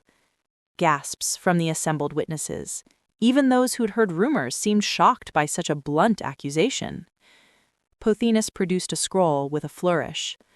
"This is a copy of a secret treaty drafted by Ptolemy XIII. In it, he promises to transfer sovereignty of Egypt to Rome upon his death. He promises to make Egypt not an independent kingdom, but a client state, and eventually a province. He sold his children's birthright and your freedom for Roman gold and Roman legions to restore his throne." He handed the scroll to Hephaestion, who unrolled it with shaking hands. The old priest's face grew pale as he read. "This document," Pothinus continued, "was kept hidden by Cleopatra. She knew of it. She knew her father had betrayed Egypt, yet she said nothing. She comes before you claiming to fight for Egypt's independence while hiding the fact that Egypt's independence was already forfeit. She is not your queen. She is Rome's puppet, playing its sovereignty while knowing that Rome owns Egypt by her own father's hand." The hall erupted in shocked voices. The merchants looked at each other in dismay. The priests began arguing among themselves. And Ptolemy sat on his throne with a small, satisfied smile. Probably the first genuine emotion I'd seen from him. Pleasure at seeing me discomfited. I remained seated, my hands folded in my lap, waiting. Let them react. Let the shock wave pass. Then I would respond. Hephaestion raised his hand for silence, and eventually the hall quieted. The old priest looked at me with his cloudy eyes. High priest, so, Queen Cleopatra, is this true? Did such a document exist? Did your father write this treaty? I will answer your questions honestly, because I respect you and everyone here too much to lie. Yes, such a document existed. Yes, my father drafted it. I discovered it years ago while searching his papers, and I have carried the knowledge of it like a stone in my heart ever since. More gasps, more shocked voices. I'd admitted it. I'd confirmed Pothinus's accusation. Several of the merchants stood as if to leave, their faces disgusted. But let me tell you the rest of the truth that Pothinus conveniently omits because it doesn't serve his narrative. Silence fell again, expectant now. My father drafted that document in desperation. He was in exile, his throne stolen, his options gone. He wrote it as a bargaining chip, a last resort if all else failed. But he never signed it, never presented it to Rome, never activated its terms. It remained a draft, a desperate plan that he ultimately couldn't bring himself to execute despite his weakness. I turned to face the assembled witnesses directly. I found that document, and I hid it, yes, but not for the reasons Pothinus claims. I hid it because I was ashamed that my father had even considered such betrayal, ashamed that he had been brought so low that he would contemplate selling Egypt for his own power. I hid it because it represented everything I promised myself I would never become, a ruler who valued personal power over Egypt's welfare. I gestured towards Pothinus. He wants you to believe I hid it to deceive you. The truth is I hid it to protect my father's memory and Egypt's dignity. But I will not hide it any longer. The document existed, and 7 days ago I destroyed it. I burned it to ash in Caesar's presence with his full knowledge and approval, because we both agreed it served no purpose except to create the kind of chaos and division that Pothinus is trying to sow right now. Hephaestion leaned forward, his voice sharp despite his age. You destroyed the only evidence? How convenient. Now you cannot prove what you claim, that it was never signed, never valid. High priest, Caesar stood, his commanding voice cutting through the tension. If I may address this point. Hephaestion nodded, and Caesar walked to the center of the hall, naturally drawing all eyes. I witnessed the document's destruction, and I can tell you definitively that it was never valid by Roman law. It lacked proper signatures, proper witnesses, proper legal framework. Even if Ptolemy XIII had presented it to the Senate, it would have been rejected as improperly drafted. Rome doesn't acquire territories through secret scribbles.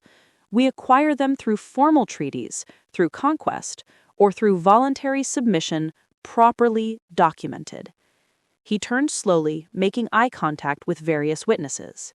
But let's address the larger question. Does Rome want Egypt as a province? The honest answer is, some Romans do, some don't. Those who want it see Egypt's wealth and imagine easy plunder. Those who don't, and I count myself among them, recognize that occupying Egypt would be a nightmare. Your land is vast, your people proud, your traditions ancient. It would take legions to hold, cost fortunes to administer, and breed constant rebellion. Rome is not interested in adding such a burden to our responsibilities. Then why are you here, Caesar? One of the merchants called out. Why support Cleopatra if not for eventual conquest? Because stability serves Rome's interests better than chaos, Caesar replied immediately. I support Cleopatra not because I want to conquer Egypt, but because I want a reliable trading partner. Your grain feeds Rome. Your gold finances our legions. Your ports service our ships. All of that requires a strong, stable government. Ptolemy, he gestured toward my brother, is 13 years old, manipulated by advisors who murder ambassadors and think siege is diplomacy. That doesn't create stability. That creates exactly the kind of chaos that might eventually force Rome to intervene militarily, which neither of us wants. He returned to his seat, and I saw several of the witnesses nodding thoughtfully. But Pothinus wasn't finished. "Noble words from a Roman general," he sneered, "but actions speak louder than words. Caesar has occupied the palace, brought his legions into Alexandria, involved himself in Egypt's internal affairs. He speaks of not wanting to conquer while his soldiers patrol our streets. And Cleopatra welcomes this Roman interference, proves she's willing to sacrifice Egypt's independence for personal power." Before I could respond, something unexpected happened. Ptolemy stood. "I want to speak," my brother said, his voice uncertain but determined. Pothinus reached for his arm. "Your Majesty, we agreed." "I want to speak," Ptolemy said again, louder, shaking off Pothinus's hand. The hall fell silent. All eyes turned to the boy king. Ptolemy looked at me across the space between us, and I saw something in his eyes I hadn't seen in years. My little brother, the boy who used to follow me around the palace, who used to beg me to tell him stories, who used to cry when our parents fought. "I remember," he said quietly, then louder. "I remember when we were children, before everything went wrong. You used to protect me, Cleopatra. When father was drunk and angry, you'd hide me in your chambers. When mother died, you held me while I cried. You taught me to read, taught me about the stars, told me stories about our ancestors. You were more mother than sister to me." His voice cracked, and I felt tears spring to my own eyes. This was the brother I'd loved, the boy I'd tried to save from our family's curse of violence and betrayal. "What happened to us?" Ptolemy asked, and the pain in his voice was real. "How did we become enemies? I don't want to fight you anymore. I'm tired of war. I'm tired of being told what to do, what to say, who to hate. I'm 13 years old, and I've spent the last year learning to be a king by learning to hate my own sister. That's not right. That's not what father wanted." Pothinus went pale. "Your Majesty, you're upset. This is not the time." "Be quiet," Ptolemy snapped with unexpected authority. "I'm the king, aren't I?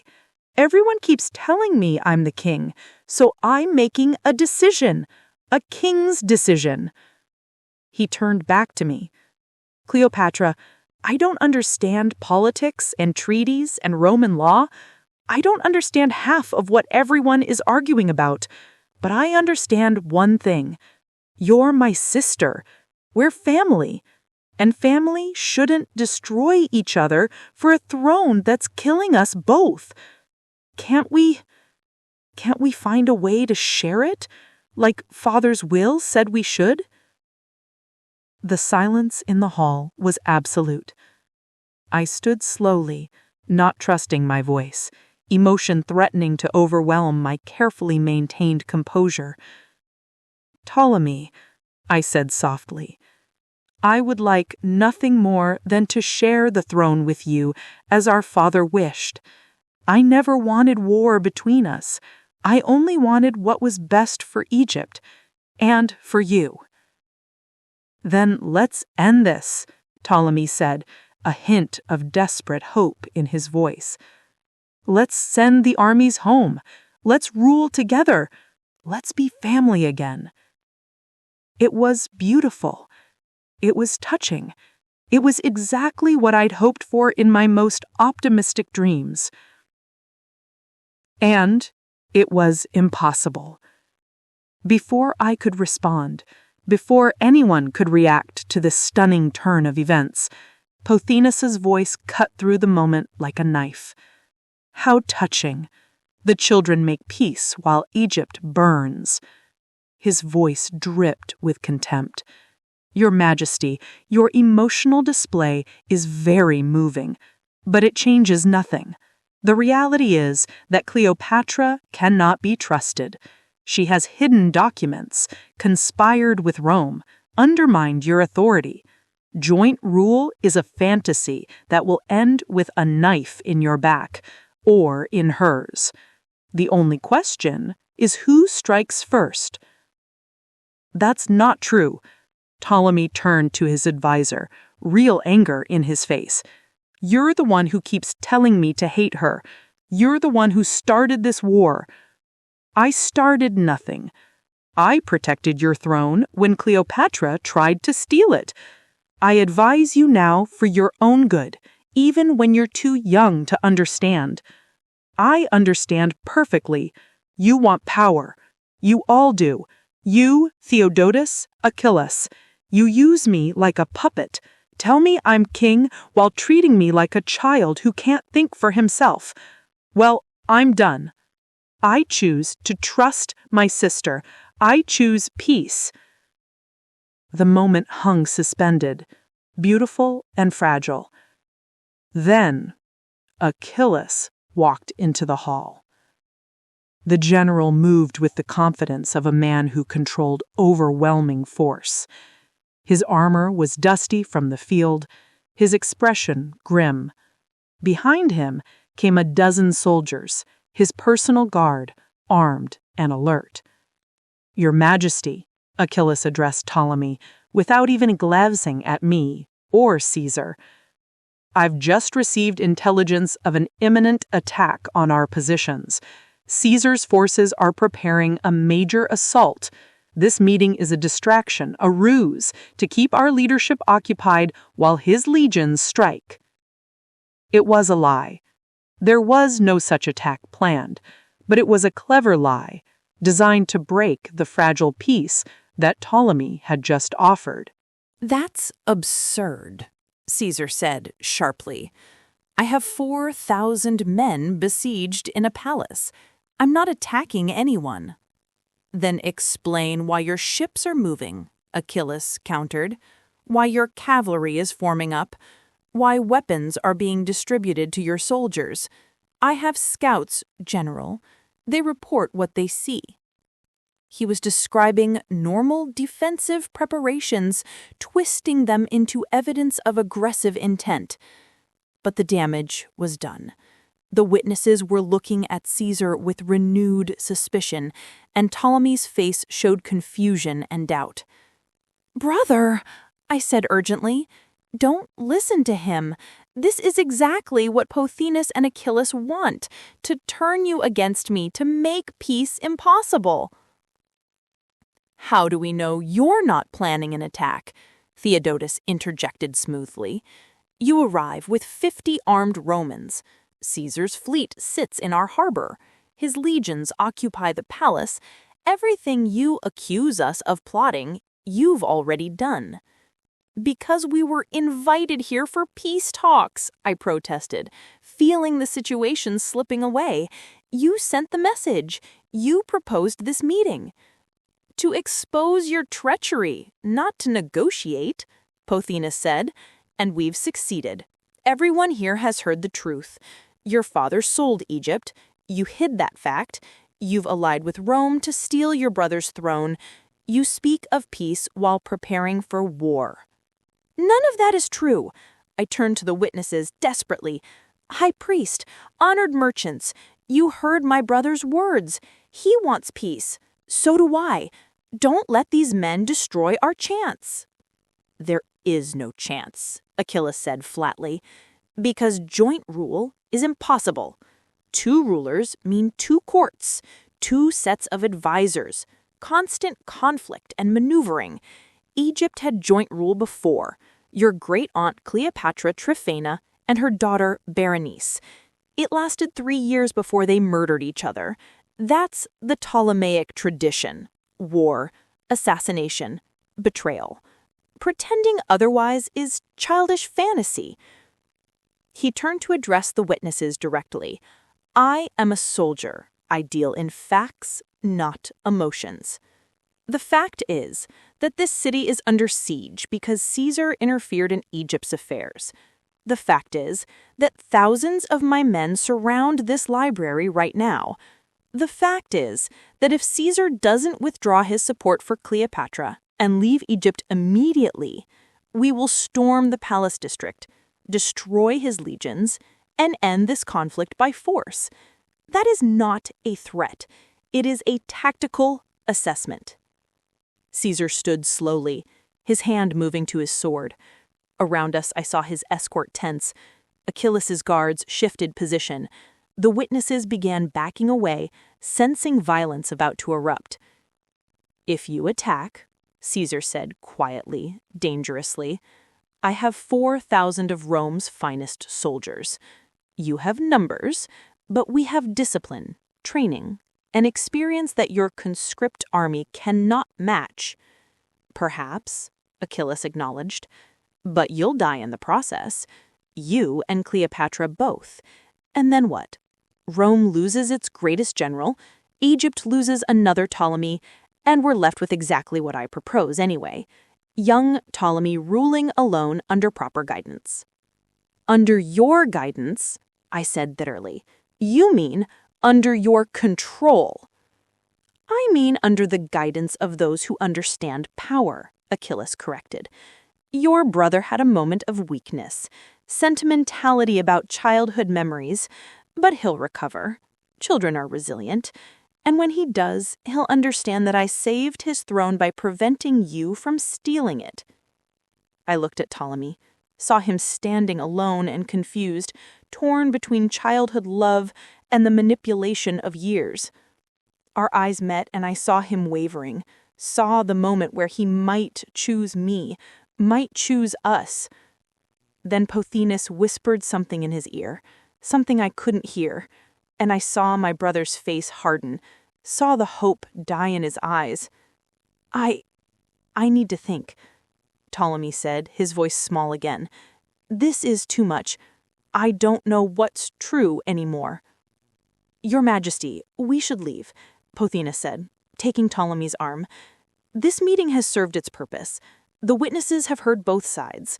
Let them deliberate while you consider your options in safety. Wait! I started forward, but Achilles' guards moved to block me, their spears lowering. Don't, Caesar warned quietly, his hand on my arm. Not here, not now. I wanted to scream. I wanted to fight through those guards and shake Ptolemy until he remembered who we used to be, who we could still be. But Caesar was right. Starting a battle here, in the library, surrounded by witnesses and Achilles' army would be suicide.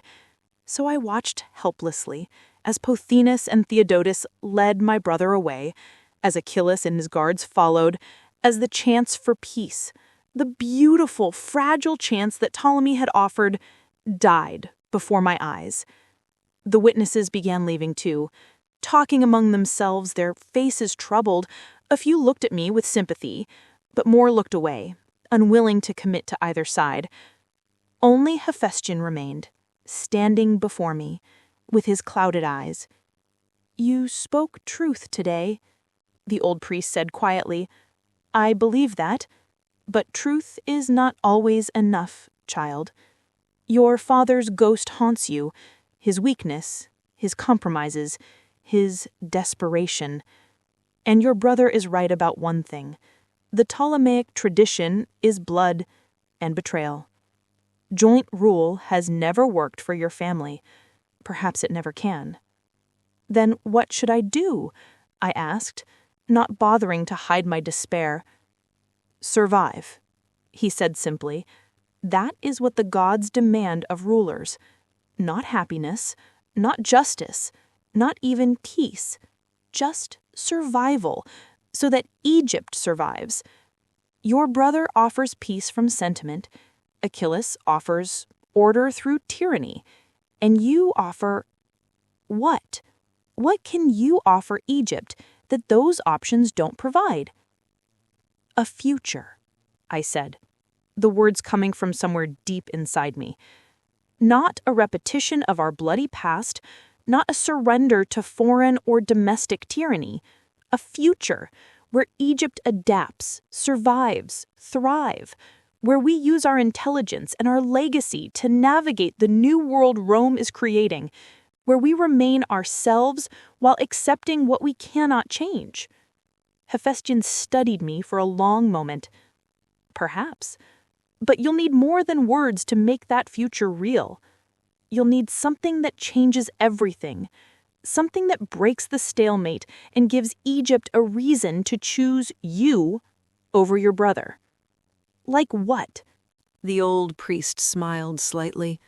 If I knew that, child, I would be queen instead of priest. But I will tell you this. The gods favor those who act boldly when boldness seems impossible. Your ancestor, the first Ptolemy, took Egypt because Alexander's other generals hesitated. Your ancestor Cleopatra II survived 6 years of civil war through cunning and courage. You have their blood. Use it. He walked away slowly, leaving me standing with Caesar in the echoing hall. He's right, Caesar said. We need something dramatic, something that changes the entire situation. The raid helped, but it's not enough. Ptolemy's offer was perfect, but Pothinus destroyed it.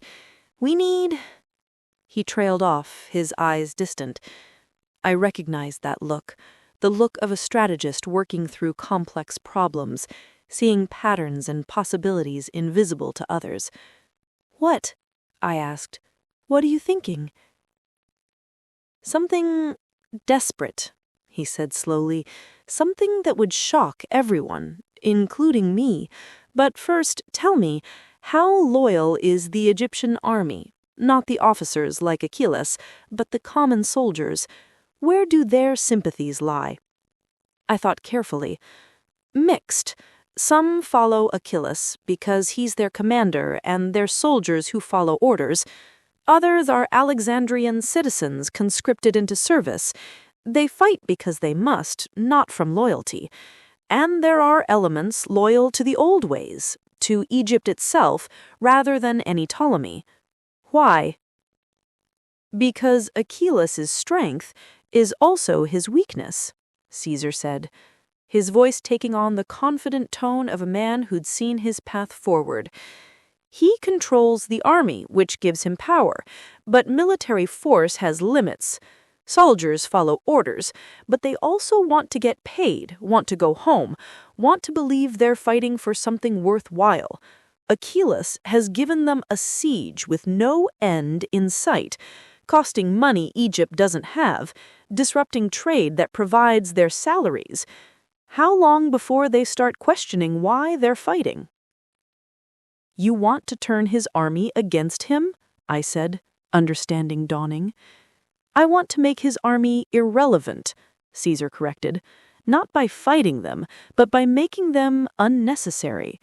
If we can convince the priesthood, the merchants, and the common people that you represent stability and prosperity, while Ptolemy, or rather his advisors, represent continued war, the people will choose me, I finished. But how do we create that popular demand? How do we turn the mood of an entire city? Caesar's smile was sharp and dangerous. We give them a spectacle, a demonstration of power and legitimacy, so dramatic, so unprecedented, that it forces everyone to choose sides. And we do it in a way that exposes Pothinus and Achilles as the warmongers they are, while presenting you as Egypt's rightful ruler and Rome's honored ally. What kind of spectacle? "I'm not sure yet," he admitted, "but I know someone who can help us plan it. Someone with theatrical flair, political cunning, and absolute loyalty to Rome's interests." "Who?" "Mark Antony," Caesar said. "That man has more experience staging public displays than anyone I know. Half his career has been built on knowing how to manipulate crowds and create memorable moments. If anyone can design a spectacle that changes everything, it's him." I wanted to feel hope, but exhaustion was dragging at me. "Caesar, we're trapped in a palace under siege. We have limited resources, enemies on all sides, and time running out. What kind of spectacle can we possibly create under these circumstances?" He admitted, "I don't know yet, but we'll figure it out, because the alternative is starving slowly while Achillas tightens the noose. We need a bold move, Cleopatra, something that seems impossible until we do it. Like rolling myself in a carpet to reach him, like burning my father's treaty, like believing I could save Egypt despite impossible odds." "All right," I said. "Let's create the impossible." That night, back in the besieged palace, I stood on my balcony watching Alexandria. The city glittered with lamplight, beautiful and deadly. Somewhere out there, Achillas was planning his next move. Pothinus was manipulating my brother. Theodotus was crafting new arguments to use against me. And here, in this palace that felt smaller every day, Caesar and his officers were planning our countermove, our desperate, audacious, impossible countermove. I thought about Ptolemy's face when he'd asked if we could be family again, the hope in his voice, the love I'd seen briefly in his eyes before Pothinus crushed it. My little brother was still in there somewhere, beneath the manipulation and fear. But could I reach him? Could I save him from the men who controlled him? Or would I have to destroy him to save Egypt? The thought made me physically sick, but I couldn't afford sentiment. Hephaestion was right. Rulers survive, or they die. There is no third option.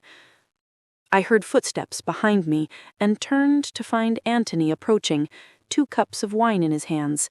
He offered me one with his characteristic easy smile. "Caesar sent me to check on you," he said. "Thought you might need this after today's disaster." "It wasn't a complete disaster," I said, accepting the wine. "We learned that Ptolemy still cares, somewhere beneath the control. We learned that Achillas is getting desperate enough to threaten openly. We learned that the witnesses are uncertain, which means they are persuadable." "Always the optimist," Antony said, leaning against the balcony railing. "I like that. Most people in your position would be drowning in despair." "I don't have the luxury of despair," I replied. "Tell me, this spectacle Caesar mentioned, do you have ideas?" Antony's grin widened. "Several. Most of them probably insane, but Caesar said you needed something dramatic, and I specialize in dramatic." "Tell me." He leaned closer, his voice dropping to a conspiratorial whisper. "What if we staged a triumph? A Roman-style triumph, but here, in Alexandria, celebrating not a military victory, but a diplomatic one. We present you and Caesar as partners, equals, bringing peace and prosperity to Egypt. We parade through the streets, distribute food to the people, announce debt forgiveness, promises of trade restoration. We make it so public, so grand, that everyone has to take a position, support the peace we represent, or support Achilles' siege." I considered it. It could work. But Achilles controls most of the city. How do we parade through streets his army occupies? We don't. We do it here, in the palace district and the harbor, areas we control. We invite the merchants, the priests, the common people to come to us. We make it an event, a festival, free food, entertainment, spectacle. People will come despite Achilles' soldiers because people are drawn to hope and celebration like moths to flame. And when Achilles tries to stop them? That's the beauty of it. Antony said, his eyes gleaming. "If he blocks citizens from attending a peace celebration, he proves he wants war. If he lets them attend, they hear our message and see our strength. Either way, we win." It was clever. Risky, but clever. "There's more," Antony continued. "Caesar and I were discussing, what if we announced a formal alliance? Not just Caesar supporting you, but Rome and Egypt entering into a treaty, public, binding, witnessed by the priesthood and merchants. It would legitimize your rule, make clear that Rome backs you, and force everyone to choose, ally with Rome's chosen queen or stand against Rome itself." "That's a huge escalation," I said slowly. "It would force the Senate's hand, potentially anger Caesar's enemies in Rome." "Caesar doesn't care," Antony said bluntly. "He's already crossed so many lines, one more won't matter. And it serves Rome's interests. A formal, stable relationship with Egypt is better than this chaos. Plus, it gives you the legitimacy you need, not just as Ptolemy's sister or Egypt's queen, but as Rome's ally." I turned back to the city, thinking through implications and possibilities. A formal alliance, a public spectacle, a forced choice for everyone in Alexandria, peace with Cleopatra and Rome, or continued war with Ptolemy's advisors. It could work. It could actually work. "There's one more element we need," I said slowly, an idea forming. "Something that addresses Egyptian sensibilities specifically, not just Roman or Greek. Something that proves I'm not just Rome's puppet, but Egyptian's rightful heir." "What are you thinking?" "The coronation rite," I said. "The formal Egyptian coronation conducted by the high priest according to the ancient traditions. I was crowned when I first took the throne, but it was hasty, minimal. What if we staged a full coronation, the complete ritual, 3 days of ceremonies, all the old traditions observed? It would prove to the Egyptian people that I respect their ways, that I'm not just a Greek pretender, but a true pharaoh." Antony nodded appreciatively. "I like it. Combine Roman spectacle with Egyptian tradition. Show everyone that you bridge both worlds. But will Hephaestion perform the rites? He seemed pretty non-committal today." "He will if enough people demand it," I said. "If we can create momentum, if we can show popular support, he'll have to choose sides. And I hope he'll choose Egypt's survival over political neutrality." We stood in silence for a moment, watching the city, both of us thinking through the plan's possibilities and pitfalls.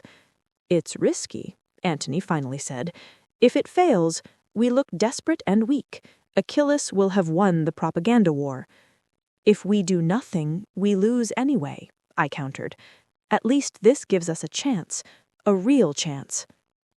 "Then we do it," Antony said, raising his wine cup. "To impossible plans and desperate gambles." I touched my cup to his, to survival and to changing the game. The next 3 days were a whirlwind of planning and preparation.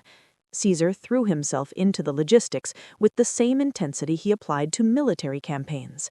Messages went out to the merchant guilds, to the priesthood, to neighborhood leaders throughout the district we controlled. Announcements were posted in the harbor and palace areas. A great celebration in 5 days, free food, entertainment, and a momentous announcement regarding Egypt's future. Antony organized the spectacle itself, borrowed Roman customs adapted to Egyptian tastes. There would be a procession, speeches, symbolic gifts distributed to the people.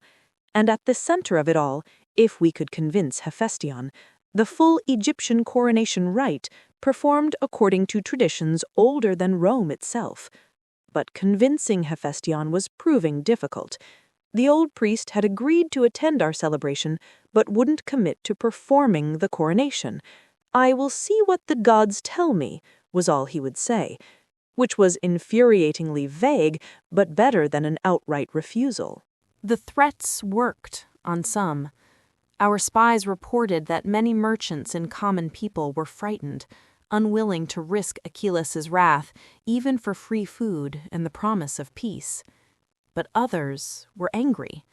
Angry at months of disrupted trade, angry at food shortages, angry at the siege that was slowly strangling Alexandria's economy. Those people would come, threats or no threats.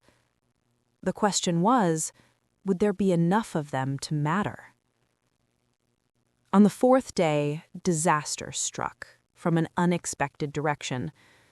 I was reviewing the final preparations with Caesar when Rufio burst into the room, his face grim. "General, we have a problem. The Egyptian fleet has left the harbor." Caesar's head snapped up. "What?" "The Egyptian fleet, 20 warships that were supposedly neutral, anchored in the commercial harbor. They've moved. They're sailing to join Achilles' forces. Someone convinced them to declare for Ptolemy." My stomach dropped. 20 warships. That changed everything. Our advantage had been Caesar's naval superiority. His ships could resupply us, could evacuate us if necessary, could threaten Achilles' coastal positions. But 20 Egyptian warships added to the siege equation was catastrophic. "Can we stop them?" I asked urgently. "Not without a naval battle," Rufio said, "and our ships are designed for transport and supply, not combat. If we engage, we might win, but we'd take heavy losses. And if we lose?" He didn't need to finish. If we lost naval superiority, we were trapped completely. No resupply, no escape, no options except starving or surrendering. Caesar was already moving, his mind clearly racing through tactical options. "Get me Antony and Cassius now, and someone find out who convinced those ships to defect. I want to know if this was Achilles' doing or something else." The answer came within the hour, delivered by one of my remaining spies in the city. Pothinus had met with the Egyptian fleet commanders 3 days ago. He'd offered them substantial bribes, paid with money from the royal treasury that my brother supposedly controlled. He'd also threatened that any ship that remained neutral would be considered treasonous once Ptolemy's forces won, which he assured them was inevitable. Bribery and threats, the classic combination. And it had worked. "This is a disaster," Cassius said bluntly when Caesar's council assembled. "With the Egyptian fleet added to Achilles' forces, we're outnumbered on land and potentially at sea. Our celebration in 2 days is meaningless if we can't even defend our own harbor." "Then we neutralize the Egyptian fleet," Caesar said. "With what?" Cassius demanded. "I just explained that we can't win a naval battle." "We don't fight them," Caesar interrupted. "We eliminate them as a factor." We all stared at him. Antony spoke first. "General, unless you've developed magical powers to sink ships with your mind, I don't see how—" "We burn them," Caesar said simply. Silence. "You want to burn the Egyptian fleet," I said slowly, making sure I understood.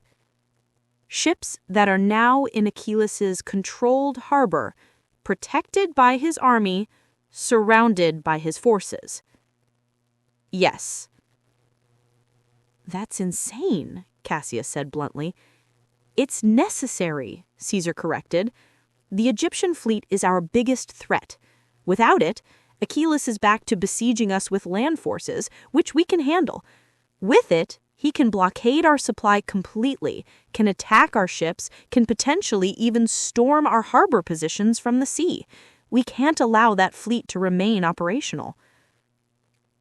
"But how? Even if you could reach the ships, they're anchored in hostile waters, surrounded by Achilles' men." Caesar's smile was cold and calculating. "Fire arrows. We wait until night, use the darkness to get close enough to launch fire arrows at the Egyptian ships. Ships are wood and canvas. They'll burn beautifully once ignited. In the confusion, Achillas's forces will be distracted, trying to save the fleet, and we'll accomplish our objective. You'll also burn half the harbor district, I protested. Fire doesn't stay contained to ships. It spreads to docks, warehouses, buildings. You could destroy a significant portion of Alexandria's commercial heart. I know, Caesar said quietly, and I heard the weight of that decision in his voice. It's a terrible choice, but if we don't neutralize that fleet, we lose everything, including Alexandria, because Achillas will eventually take the city by force, and the destruction will be far worse. This way, we sacrifice part of the harbor to save the whole. I wanted to argue, wanted to find another solution, but I couldn't. The cold logic was irrefutable. 20 enemy warships changed everything. They had to be eliminated, whatever the cost. Do it, I said, my voice barely above a whisper, but try to minimize the damage. Aim carefully, and pray to whatever gods you worship that the wind doesn't shift and spread the fire everywhere. Caesar nodded grimly. Antony, you'll lead the raid. Select your best archers. Rufio, prepare our ships to move quickly.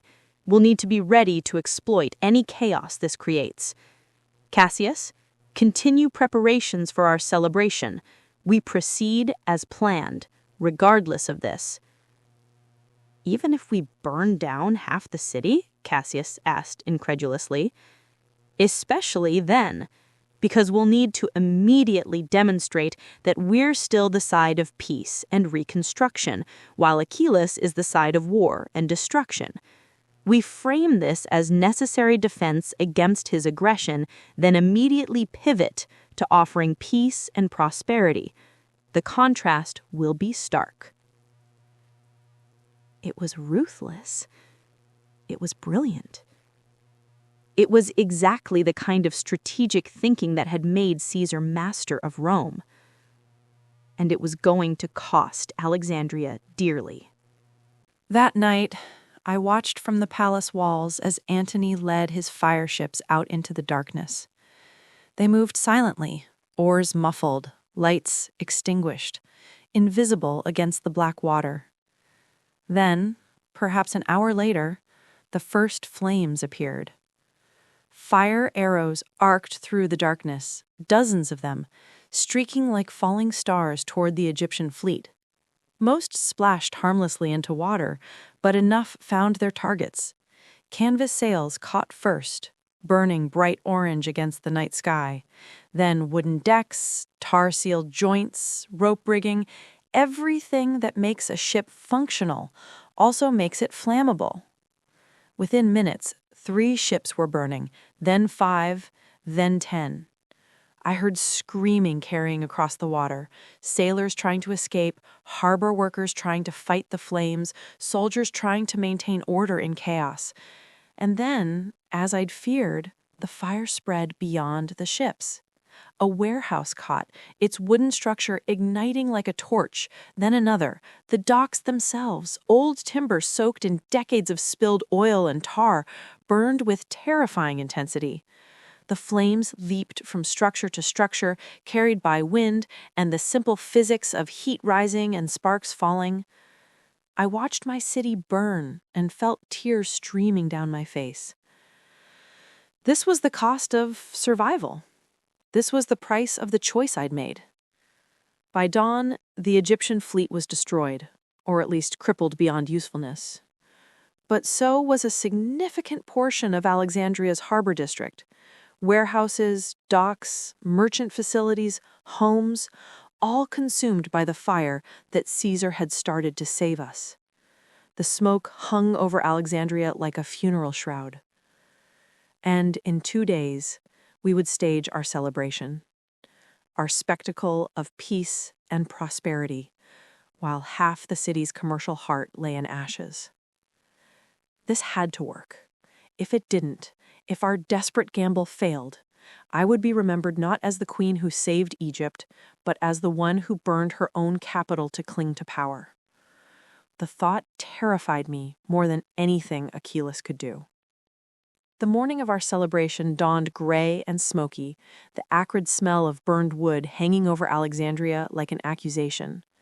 As I dressed in my finest royal regalia, the white linen sheath dress, the elaborate collar of gold and precious stones, the double crown of Upper and Lower Egypt, I could see the blackened ruins of the harbor district from my window. The destroyed fleet's skeletal remains jutted from the water like the ribs of dead beasts. What have I done, I thought, not for the first time. What have I become? But there was no time for doubt. In 3 hours, we would stage the most important performance of my life. Everything depended on the next few hours. Not just my throne, but Egypt's future, perhaps even my life and Caesar's. A knock at my door. One of Caesar's officers with a message. Hephaestion had arrived early. He wanted to speak with me privately before the ceremony. I found the old priest in the palace's temple room, a small chamber dedicated to Egyptian gods, maintained even in this Greek palace as a concession to tradition. He stood before a statue of Isis, his aged hands raised in prayer, his white robes pristine despite the smoky air. "High priest," I said quietly, not wanting to interrupt his devotion. He turned slowly, his clouded eyes somehow seeing more than most clear-eyed men. "Majesty, or should I say, pharaoh?" My breath caught. "You'll perform the rite?" He said, "I will. Not because I approve of everything you've done, not because I think you're perfect or even necessarily right, but because I've spent 3 days and nights consulting the gods, reading the auguries, weighing Egypt's future, and every sign points to the same truth. You are Egypt's best chance, perhaps our only chance." Relief flooded through me so intensely I nearly staggered. Thank you, High Priest. I swear to you I will honor the trust." He raised a hand, stopping me. "Before you make promises, child, listen to what I've seen. I saw the harbor burn. I know it was Caesar's doing, but also yours. You gave permission. You made the choice. Hundreds of merchants have lost everything. Families are homeless. The economic damage will take years to repair. That is the cost of your survival." "I know," I whispered, the guilt crushing. "I know what it cost. But if I hadn't—" "I'm not judging you," Hephaestion interrupted. "I'm reminding you that ruling means making impossible choices. Your father avoided those choices, and Egypt suffered for his weakness. You make them, and Egypt suffers for your strength. There is no path without suffering, no rule without blood and ash. The question is not whether you cause harm. All pharaohs do. The question is whether the harm serves Egypt's survival or merely your own power." "I didn't want to burn the harbor," I said, my voice breaking slightly. "I didn't want any of this. I just want Egypt to survive, to prosper, to remain itself in a world that Rome is remaking. Is that power for myself or for Egypt? I don't even know anymore." The old priest studied me with those unseeing eyes that saw everything. "Good," he said finally. "Self-doubt is the beginning of wisdom. Your father never doubted himself, never questioned whether his choices served Egypt or his own interests. You question constantly, and that questioning will make you a better ruler than he ever was, if it doesn't destroy you first." He moved closer, placing one weathered hand on my shoulder. "I will crown you today because Egypt needs a ruler who understands the cost of power. But remember this, Cleopatra. The gods demand sacrifice. You've sacrificed your father's memory by burning his treaty. You've sacrificed part of your city to save it. You've sacrificed your brother's love, or at least his trust, by opposing him. What else will you sacrifice before this is over? How much of yourself will remain when you've given everything to the throne? I had no answer. The question terrified me because I'd been avoiding asking it myself. That night, I watched from the palace walls as Antony led his fire ships out into the darkness. They moved silently, oars muffled, lights extinguished, invisible against the black water. Then, perhaps an hour later, the first flames appeared. Fire arrows arced through the darkness, dozens of them, streaking like falling stars toward the Egyptian fleet. Most splashed harmlessly into water, but enough found their targets. Canvas sails caught first, burning bright orange against the night sky. Then wooden decks, tar-sealed joints, rope rigging. Everything that makes a ship functional also makes it flammable. Within minutes, 3 ships were burning, then 5, then 10. I heard screaming carrying across the water, sailors trying to escape, harbor workers trying to fight the flames, soldiers trying to maintain order in chaos. And then, as I'd feared, the fire spread beyond the ships. A warehouse caught, its wooden structure igniting like a torch, then another. The docks themselves, old timber soaked in decades of spilled oil and tar, burned with terrifying intensity. The flames leapt from structure to structure, carried by wind and the simple physics of heat rising and sparks falling. I watched my city burn and felt tears streaming down my face. This was the cost of survival. This was the price of the choice I'd made. By dawn, the Egyptian fleet was destroyed, or at least crippled beyond usefulness. But so was a significant portion of Alexandria's harbor district, warehouses, docks, merchant facilities, homes, all consumed by the fire that Caesar had started to save us. The smoke hung over Alexandria like a funeral shroud, and in 2 days we would stage our celebration, our spectacle of peace and prosperity, while half the city's commercial heart lay in ashes. This had to work. If it didn't, if our desperate gamble failed, I would be remembered not as the queen who saved Egypt, but as the one who burned her own capital to cling to power. The thought terrified me more than anything Achillas could do. The morning of our celebration dawned gray and smoky, the acrid smell of burned wood hanging over Alexandria like an accusation. As I dressed in my finest royal regalia, the white linen-sheath dress, the elaborate collar of gold and precious stones, the double crown of Upper and Lower Egypt, I could see the blackened ruins of the harbor district from my window. The destroyed fleet's skeletal remains jutted from the water like the ribs of dead beasts. What have I done? I thought, not for the first time. What have I become? But there was no time for doubt. In 3 hours, we would stage the most important performance of my life. Everything depended on the next few hours, not just my throne, but Egypt's future, perhaps even my life and Caesar's. A knock at my door. One of Caesar's officers with a message. Hephaestion had arrived early. He wanted to speak with me privately before the ceremony. I found the old priest in the palace's temple room, a small chamber dedicated to Egyptian gods, maintained even in this Greek palace as a concession to tradition. He stood before a statue of Isis, his aged hands raised in prayer, his white robes pristine, despite the smoky air. "High priest," I said quietly, not wanting to interrupt his devotion. He turned slowly, his clouded eyes somehow seeing more than most clear-eyed men. "Majesty, or should I say, Pharaoh?" My breath caught. "You'll perform the rite?"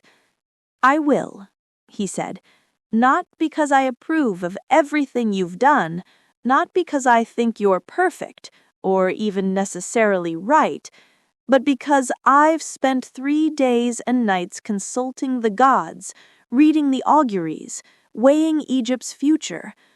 And every sign points to the same truth. You are Egypt's best chance, perhaps our only chance. Relief flooded through me so intensely I nearly staggered. Thank you, High Priest. I swear to you I will honor the trust. He raised a hand, stopping me. Before you make promises, child, listen to what I've seen. I saw the harbor burn. I know it was Caesar's doing, but also yours. You gave permission. You made the choice. Hundreds of merchants have lost everything. Families are homeless. The economic damage will take years to repair. That is the cost of your survival. I know, I whispered, the guilt crushing. I know what it cost, but if I hadn't, he interrupted. I'm not judging you. I'm reminding you that ruling means making impossible choices. Your father avoided those choices, and Egypt suffered for his weakness. You make them, and Egypt suffers for your strength. There is no path without suffering, no rule without blood and ash. The question is not whether you cause harm. All pharaohs do. The question is whether the harm serves Egypt's survival or merely your own power. I didn't want to burn the harbor, I said, my voice breaking slightly. I didn't want any of this. I just want Egypt to survive, to prosper, to remain itself in a world that Rome is remaking. Is that power for myself or for Egypt? I don't even know anymore. The old priest studied me with those unseeing eyes that saw everything. Good, he said finally. Self-doubt is the beginning of wisdom. Your father never doubted himself, never questioned whether his choices served Egypt or his own interests. You question constantly, and that questioning will make you a better ruler than he ever was, if it doesn't destroy you first. He moved closer, placing one weathered hand on my shoulder. I will crown you today because Egypt needs a ruler who understands the cost of power. But remember this, Cleopatra. The gods demand sacrifice. You've sacrificed your father's memory by burning his treaty. You've sacrificed part of your city to save it. You've sacrificed your brother's love, or at least his trust, by opposing him. What else will you sacrifice before this is over? How much of yourself will remain when you've given everything to the throne? I had no answer. The question terrified me because I'd been avoiding asking it myself. Ptolemy, I said gently, what exactly are you offering? He straightened slightly, trying to find some dignity. I'll renounce my claim to the throne. I'll publicly declare you the rightful sole ruler of Egypt. I'll tell Achillas to end the siege. I'll do whatever it takes to make this war stop. But in return, he hesitated, then pushed on. In return, I want your promise that I won't be killed, that I can live somewhere safe, maybe study in the library or at the museum, just be allowed to be a person instead of a king. Can you give me that? Every instinct screamed caution. This was too perfect, too convenient. But I looked into Ptolemy's eyes and saw genuine fear, genuine hope, genuine desperate need for this nightmare to end. I give you my word, I said slowly, as your sister and your pharaoh. You will be safe. You will be cared for. You will have the life you want. Scholar, student, free from political burdens. All I ask in return is your genuine support, your honest renunciation, and your testimony about what Pothinus and Achillas have done. Ptolemy nodded quickly. Yes, all of that. I'll tell everyone everything. How they threatened me, manipulated me, killed people in my name. I'll tell the truth. Caesar stepped forward. Then tell it now, before these witnesses, before the people of Alexandria. Announce your decision publicly so there can be no doubt." Ptolemy turned to face the crowd, which had fallen silent watching this drama unfold. He took a deep breath, and when he spoke, his voice carried surprisingly well for such a young person. "People of Alexandria," he called out, "I am Ptolemy XIII. I was your king, but I am king no longer. I renounce my claim to the throne. I declare my sister, Cleopatra VII, to be the rightful sole ruler of Egypt, and I command General Achillas to end the siege immediately and lay down arms. The war is over. Egypt is at peace." For a moment, absolutely nothing happened. The crowd simply stared, stunned into silence by this impossible turn of events. Then someone cheered. Then another, then dozens, hundreds, the entire courtyard erupting in celebration. People were crying, embracing, shouting with joy. The siege was over. The war was finished. Peace had come in the most unexpected way possible. I pulled Ptolemy into an embrace, holding my little brother close while he sobbed against my shoulder. "It's over," I whispered. "You're safe now. We're safe." But even as I held him, even as I celebrated with the crowd, a small voice in the back of my mind wondered, was it really over? Would Achillas accept Ptolemy's renunciation? Would Pothinus surrender power so easily? I would have my answer within hours. Achillas did not accept Ptolemy's decision. The message came at sunset, delivered by one of his officers under flag of truce. General Achillas recognizes that the boy Ptolemy has been coerced and his statement given under duress. The siege continues until the Roman Caesar withdraws from Egypt and returns authority to its rightful guardians. It was a transparent excuse, but also a revealing one. Achillas wasn't fighting for Ptolemy anymore. He was fighting for himself, for power he'd tasted and couldn't relinquish. But he'd made a fatal miscalculation. By dismissing Ptolemy's decision as coercion, he'd essentially admitted that he didn't serve Egypt's king, but his own interests. And that admission, spread quickly through Alexandria by our agents and by witnesses who'd been at the celebration, destroyed his remaining legitimacy. The priesthood withdrew support. The merchant guilds declared neutrality, which effectively meant support for whoever could restore trade fastest, me. And most critically, elements of Achillas's own army began deserting. Common soldiers didn't want to fight for a general's ambition. They wanted to go home. They wanted the siege to end. They wanted their pay, which was increasingly irregular as Egypt's treasury depleted.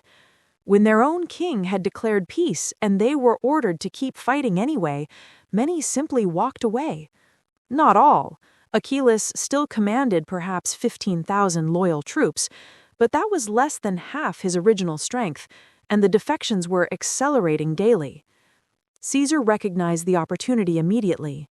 He told me that night, "We strike now. While his forces are fragmenting, while morale is collapsing, we break the siege from inside and let the weight of public opinion finish the job."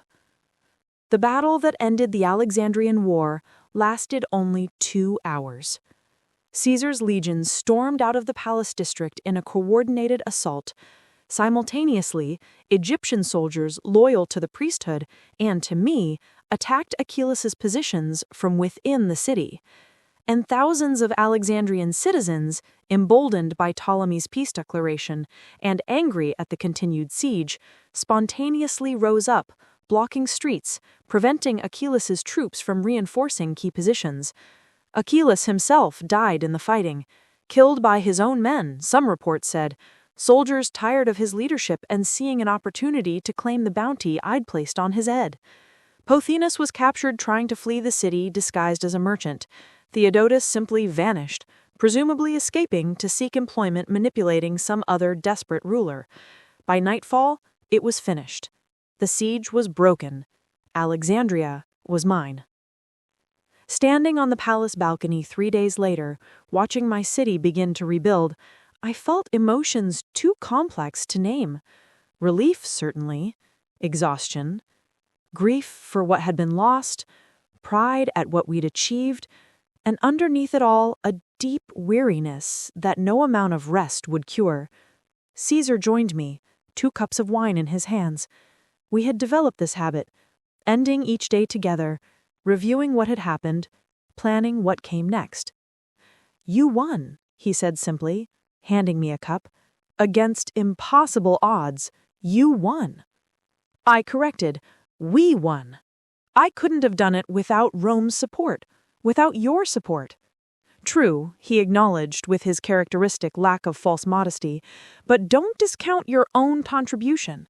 The intelligence networks, the understanding of Egyptian politics, the speech at the celebration, the way you handled Ptolemy, all of that was you. I provided military force, you provided everything else. We drank in comfortable silence, watching Alexandria's lights flicker in the growing darkness.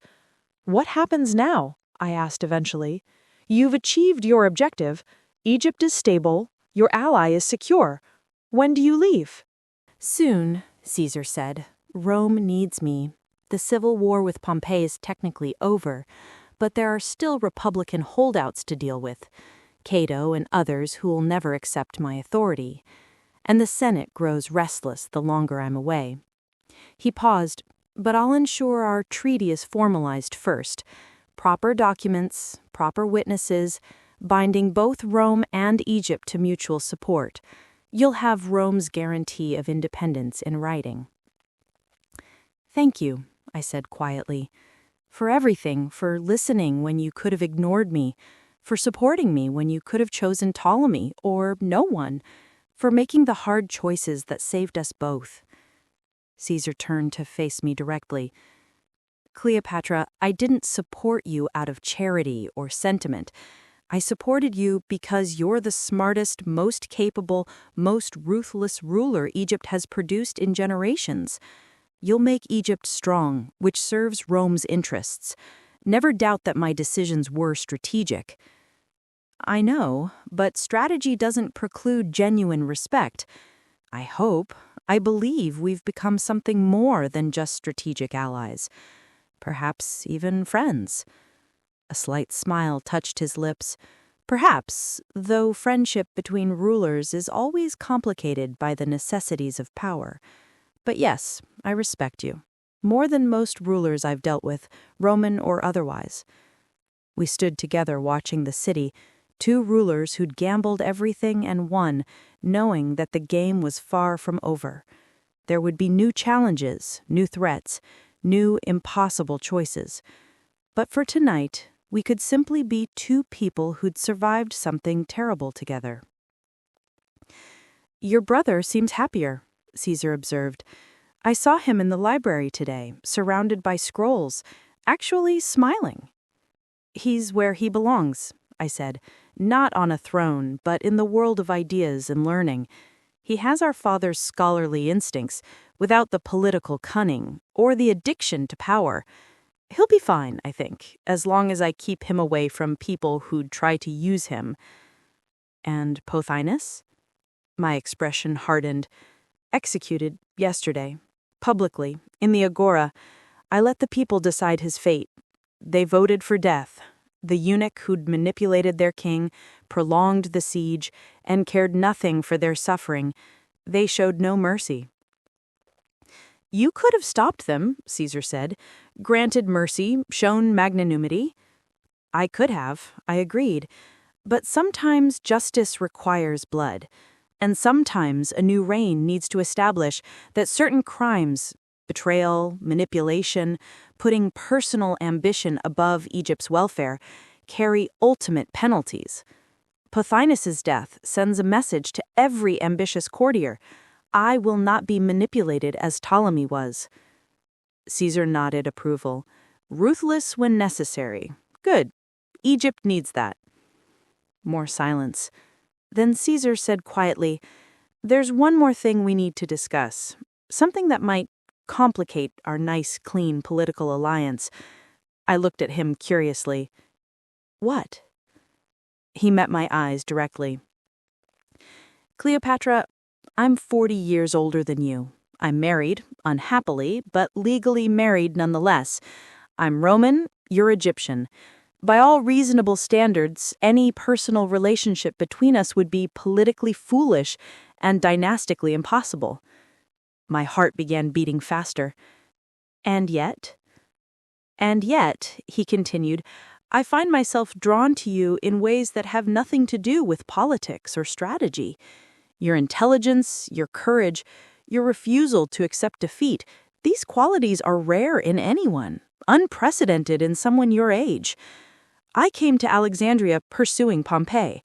I stayed to secure Egypt, but the truth is, Cleopatra, I now have a reason to stay that has nothing to do with military objectives or political necessity. I felt heat rising in my cheeks, emotions I'd been carefully suppressing, suddenly demanding acknowledgement. Caesar, he interrupted gently, say nothing now. Think about it. Consider the implications. A personal relationship between us would change everything. Create opportunities, certainly, but also vulnerabilities. Enemies in Rome would use it against me. Rivals in Egypt would claim you're Rome's concubine rather than independent queen. It would be complicated, messy, potentially disastrous. But also potentially valuable, I said slowly, my mind already working through possibilities. An heir, if we had a child, would unite Egyptian and Roman bloodlines, would give both our nations a stake in the other's success, would create exactly the kind of permanent alliance we've been discussing. He smiled. See? This is why I admire you. Most women would focus on romance. You focus on dynasty. I'm not most women. I'm pharaoh. My personal desires are secondary to Egypt's needs. If a relationship with you serves Egypt, I'll pursue it. If it doesn't, I won't. But Caesar stepped closer, my voice dropping. Don't assume that strategic thinking excludes genuine feeling. I respect you. I admire you. And yes, I'm drawn to you in ways that transcend politics. Can we not have both? Strategy and sentiment together? He cupped my face gently with one hand, a gesture surprisingly tender from a man known primarily for military ruthlessness. Perhaps we can. But carefully, Cleopatra. Always carefully. We're too valuable to our respective nations to indulge in simple passion without considering consequences. Then we'll consider them. Together. As we've done everything else. And in that moment, on that balcony overlooking Alexandria, we crossed a line that would change history. Not immediately, not dramatically, but irrevocably. We became not just allies, but lovers, not just political partners, but something deeper, more complex, more dangerous. But that, as they say, is another story. The months that followed were among the most productive of my reign. The harbor was rebuilt, slowly, expensively, but rebuilt. Trade resumed. The treasury began recovering. The priesthood, satisfied that I respected Egyptian traditions, gave their full support. The merchant guilds, grateful for restored commerce, became my strongest advocates. Caesar departed for Rome, but left behind a strong garrison and clear promises of support. Our treaty was formalized, inscribed on stone and papyrus, witnessed by priests and senators. Egypt was independent, but allied to Rome in ways that served both nations. And I was pregnant. Caesar's child growing within me, a living symbol of our alliance, a future bridge between our worlds. But I knew, as Caesar knew, as anyone with political sense knew, that our story was far from finished. There would be challenges ahead. Roman rivals who resented Caesar's power and influence, Egyptian factions who'd never fully accept my rule, the constant pressure of maintaining independence while allied to an empire that historically consumed its allies. The secret document was destroyed, but the reality it represented, Rome's long-term interest in possessing Egypt, remained. I would spend my entire reign navigating that dangerous reality, using intelligence, diplomacy, and, when necessary, ruthlessness to keep Egypt free. But standing in my palace, feeling my child move within me, watching Alexandria thrive again after nearly dying in siege, I felt something I hadn't experienced in years. Hope. Not naive hope, but the hard-earned hope of someone who'd survived the impossible and learned that survival itself could be a form of victory. I am Cleopatra VII Philopator, Queen of Egypt, chosen of Isis, allied to Rome. I defied an empire, was betrayed by those closest to me, and discovered a secret that could have destroyed everything. But I survived. Egypt survived. And our story, mine, Egypt's, the story of how a woman and a nation refused to surrender to the inevitable, that story was only beginning. The future would bring triumphs and tragedies I couldn't yet imagine. Love and loss, victory and defeat, moments of glory and moments of despair. But I had learned the most important lesson, that survival requires adaptation, that strength without wisdom is brutality, and that the greatest victories often come from the most impossible circumstances. I had saved Egypt by being willing to sacrifice everything for it, and in doing so, I had discovered who I truly was. Not just a queen, not just a pharaoh, but a woman capable of doing whatever necessary, making whatever choices, bearing whatever costs, to protect the people and land I loved.